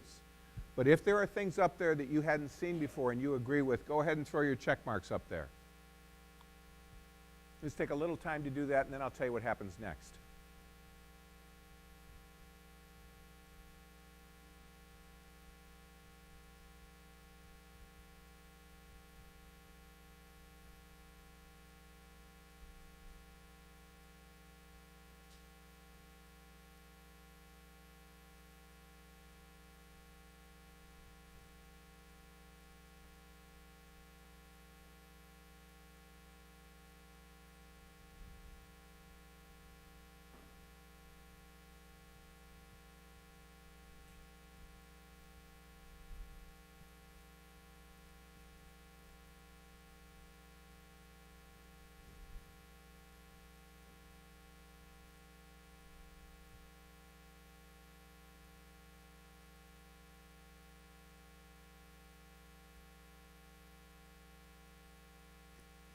Hey. That's not necessary, but if it happens again, one of your colleagues is going to beat you up. Okay. All right, so now, ignore the first bullet temporarily, but soon you're going to be able to have a conversation. What I'd like you to do is discuss what you see on the flip chart that you're at right now. Just that flip chart. I want you to identify the 3 to 4. So that means 3 or 4. It doesn't mean 5, doesn't mean 2. 3 to 4 most important things on the flip chart. What you'll notice is check marks are more an indication of popularity than importance, although it could be aligned. But don't be, I mean, you can count, I have no problem if you want to count all the check marks and see which the top vote getters were, but just remember, something that got fewer votes could be more important to this process. So I'd like you to do is figure out which of those top 3 to 4 things that you feel in your group are the most important things to pay attention to from that question, and when you've identified them, draw a circle around them. However, there is a tendency at this stage of this process to want to combine and cluster so you're not limited to just 3 or 4. I need 3 to 4 discrete ideas. So ands and commas and colons and those, they don't help us for this. 3 to 4 discrete ideas. When you're done, when you've agreed on those 3 to 4 and you have them circled, then everybody can take their seat again except one person needs to remain to be the spokesperson for the group. Are you clear on what you're being asked to do? Takes about 4 minutes, so I'll set a timer for 4 minutes and I'll check with you.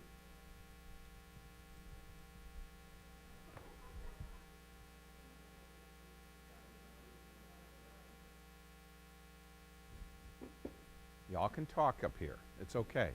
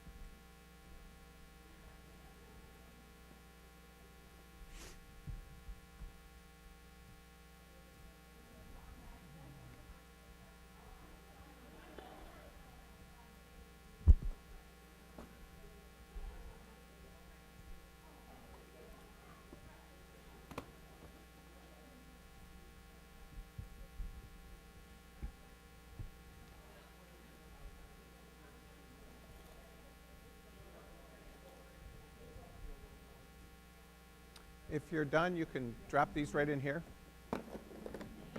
Thank you. Sorry I called you out inappropriately. Sorry I called you out inappropriately. Okay. Cool. Thank you. You moved the box on them. I know. I did it on purpose to see if they were paying attention. Hey, listen. It's one of those things that a facilitator does because they can't do much else. Thank you.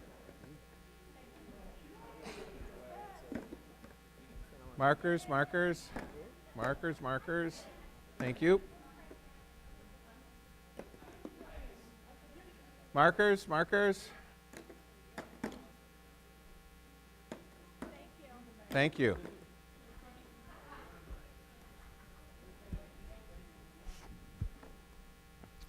All right, it's report out time. So I want to manage your thinking about this before we get into it. We don't have a dialogue at this point. If you don't understand something that's reported out, you can ask a question for clarification, but we're not going to debate or dialogue about what they believe were the most important 3 to 4 things. So we'll start with you. If you wouldn't mind, read the question and then tell us what your group, not you, but your group thought were the 3 to 4 most important.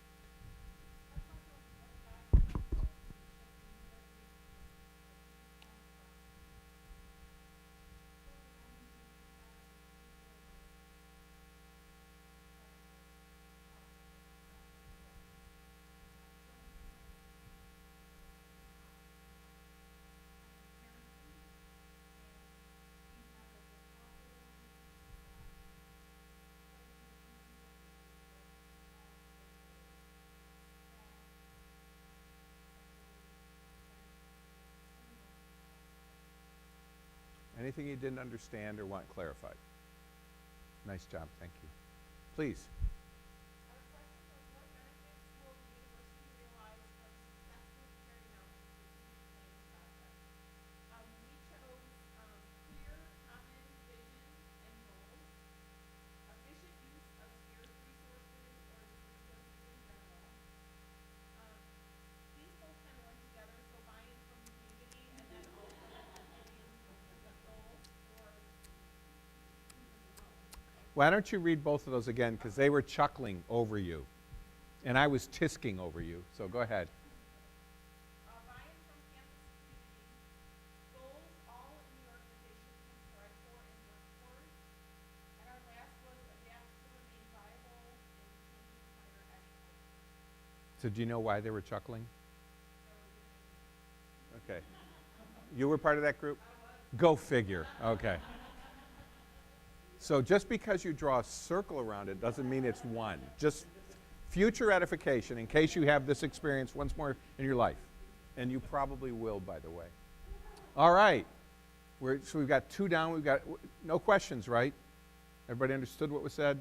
Even if you don't agree? No, I'm kidding. So number 3.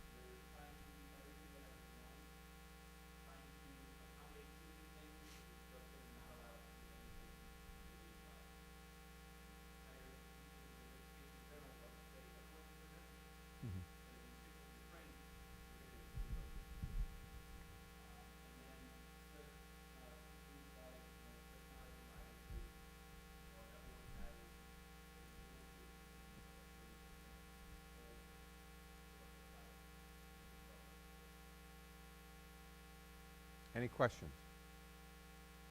Great. Last one, please.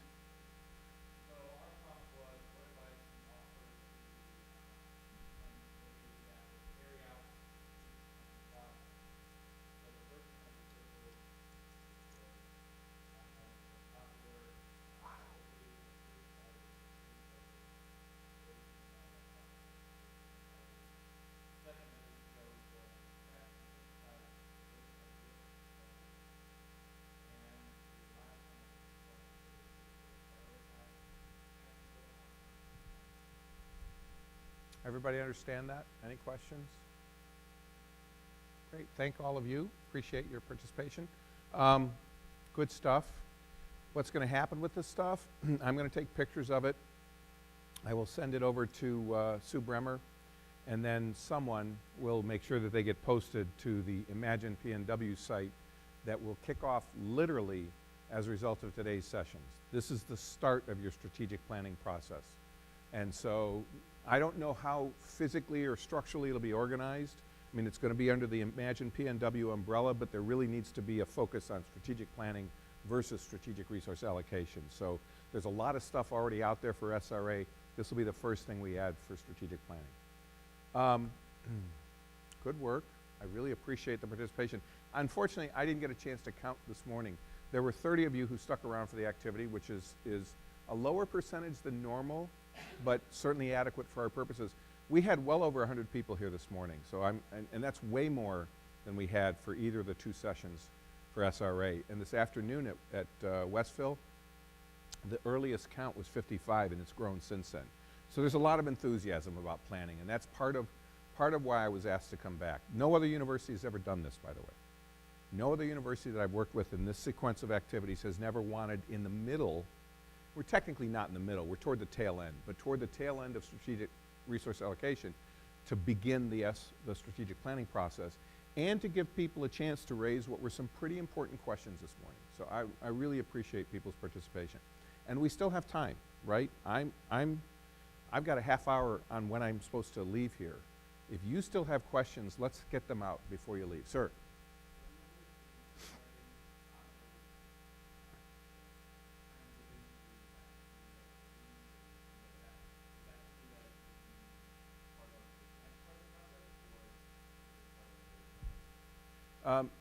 The workload for strategic planning is so small compared to SRA that I've never heard of an institution that did that. If it were to happen, it would probably happen for Lori and Andy's counterparts. That because there is some extra lifting that they have to do to coordinate and organize and that sort of thing, but that's about as far as it goes. There is recognition that you may need some help within your unit. There are 4 meetings where the Strategic Planning Task Force has to devote a total of 5 and potentially 6 days. So you can't, life happens. You need to be at those meetings. And so if there's something going on in your division that happens to conflict with the scheduled day of meeting, we'd need you to get support for you to be there. So, but as a general rule, the workload is much less significant compared to what the task forces are going through, so it's not typical. You had a question?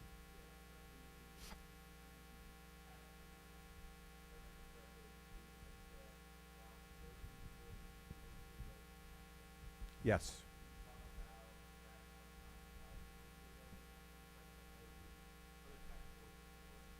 Divided, yeah. Sure. So here's our thinking about this, and so I will tell you, we used to put together task forces that had X number of faculty, X number of staff, X number of students, X number of board members, et cetera. And what we learned is that doesn't work. Because when you bring students or board members into a dialogue, the whole conversation changes.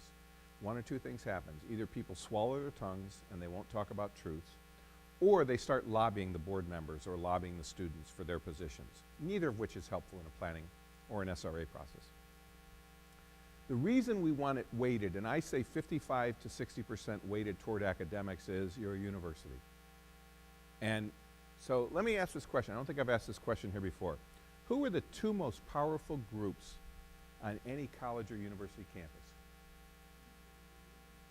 Okay, so your first answer is wrong, okay, and I'll tell you why in a minute. But who would be next on your list? Faculty, you're 100% right. What's the next group? Specific members of staff. Anybody know who they are? Who? It's not senior leaders. They want to think that, and it's not true, okay? I was a senior leader. I know it's not true. When I had my real power was when I was a controller, which is a mid-level manager. They're the other group. So why don't students have power? Students don't have power because they're not here long enough. We listen to students while they're here, and we give them a voice, and we absolutely should. But when it comes to the really important work that happens on a university or college campus, It is not the student voice that's heard. Now, if stuff goes awry, and you have a situation like at the University of Missouri a few years ago, where there was an issue around what was perceived to be institutionalized racism among the leaders, students had an incredible voice. But think about why that stands out in your mind. It's because it's so rare, right? Faculty have power because of one thing: tenure. They are protected. And so tenure has been abused, but the legitimate purpose of tenure is to allow faculty to go in any direction their research takes them without fear of reprisal. And that's one of the biggest strengths of our educational system. That gives them power. They have staying power, so that gives them the power. The reason mid-level managers are the other group is because they influence what staff do. So you can have a strategic plan, or you can have an SRA, or you can have any other major initiative, and if the mid-level managers don't buy it, don't embrace it, they're not going to reflect it in how they assign staff. They're going to have staff do what they think is important. I won't even discuss the university. I won't identify the university, but I was the controller at a university. You'll figure it out if you're curious. We went through a strategic planning, we went through an annual planning process for 4 consecutive years. Hadn't done a strategic plan ever at that university, but they wanted to do an annual planning process. And we were very enthused the first year we did it. Our division went off site and we came up with really robust plans.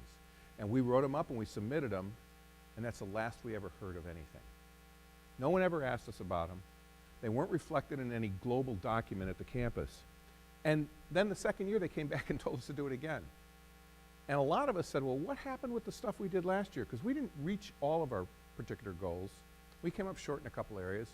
But by and large, we did it. Oh, I forgot to tell you, they gave us the theme. This is what you're supposed to be striving for. So after year 2, we went through the same process. We'd gone through this planning process. We set our activities and our metrics in support of that goal, and it never was published. No one ever came back to say what we did. So I convinced the assistant vice president for finance when it came time to do it the 3rd year in a row. I said, to hell with their goals. Let's go with our goals. What do we think is important? What should financial administration be doing for the university? And he was not happy because he was a real rule-bound kind of guy. He felt we had to do what the brass asked us to do. But there were enough people who felt the way I did that we went in a completely different direction. And I will tell you, the performance between years 1, 2, and 3 were dramatically different because we weren't working towards some artificial construct. We did what we knew would be beneficial for our stakeholders. Year 4, they wanted to do the same thing, and even he was on board. No one ever challenged us on the fact that our efforts did not align with the stated goal for the, they did it one more time, and we abandoned it the second time and did our own thing. What I'm getting at is mid-level managers decide whether to support or not what goes on, and there's an awful lot of autonomy. So, if I don't have buy-in from mid-level managers and faculty, my plan will not be adopted. We're a university. If I don't do this, but if I worked in healthcare, I would want medical professionals in the predominant role. So I need faculty buy-in, because if they don't embrace it, it will not get done. Faculty resistance is a very powerful force on college campuses. And so I want them to realize that they're not only involved, they have the majority perspective on it. We don't do a lot of voting in strategic planning, but if we need to, we will. But it's for that purpose. It's because you're a university. If this were a sports team, I would want the athletes engaged. If we're a healthcare, I'd want medical professionals. It really, so I only work in higher ed, so I get to work with faculty and mid-level managers and staff. By the way, I don't think that the task force should be loaded up with mid-level managers at the expense of staff. I think you need staff perspective, right? I need some new faculty. I need some more seasoned faculty. So good question, because it's not obvious why we would do that. Other questions?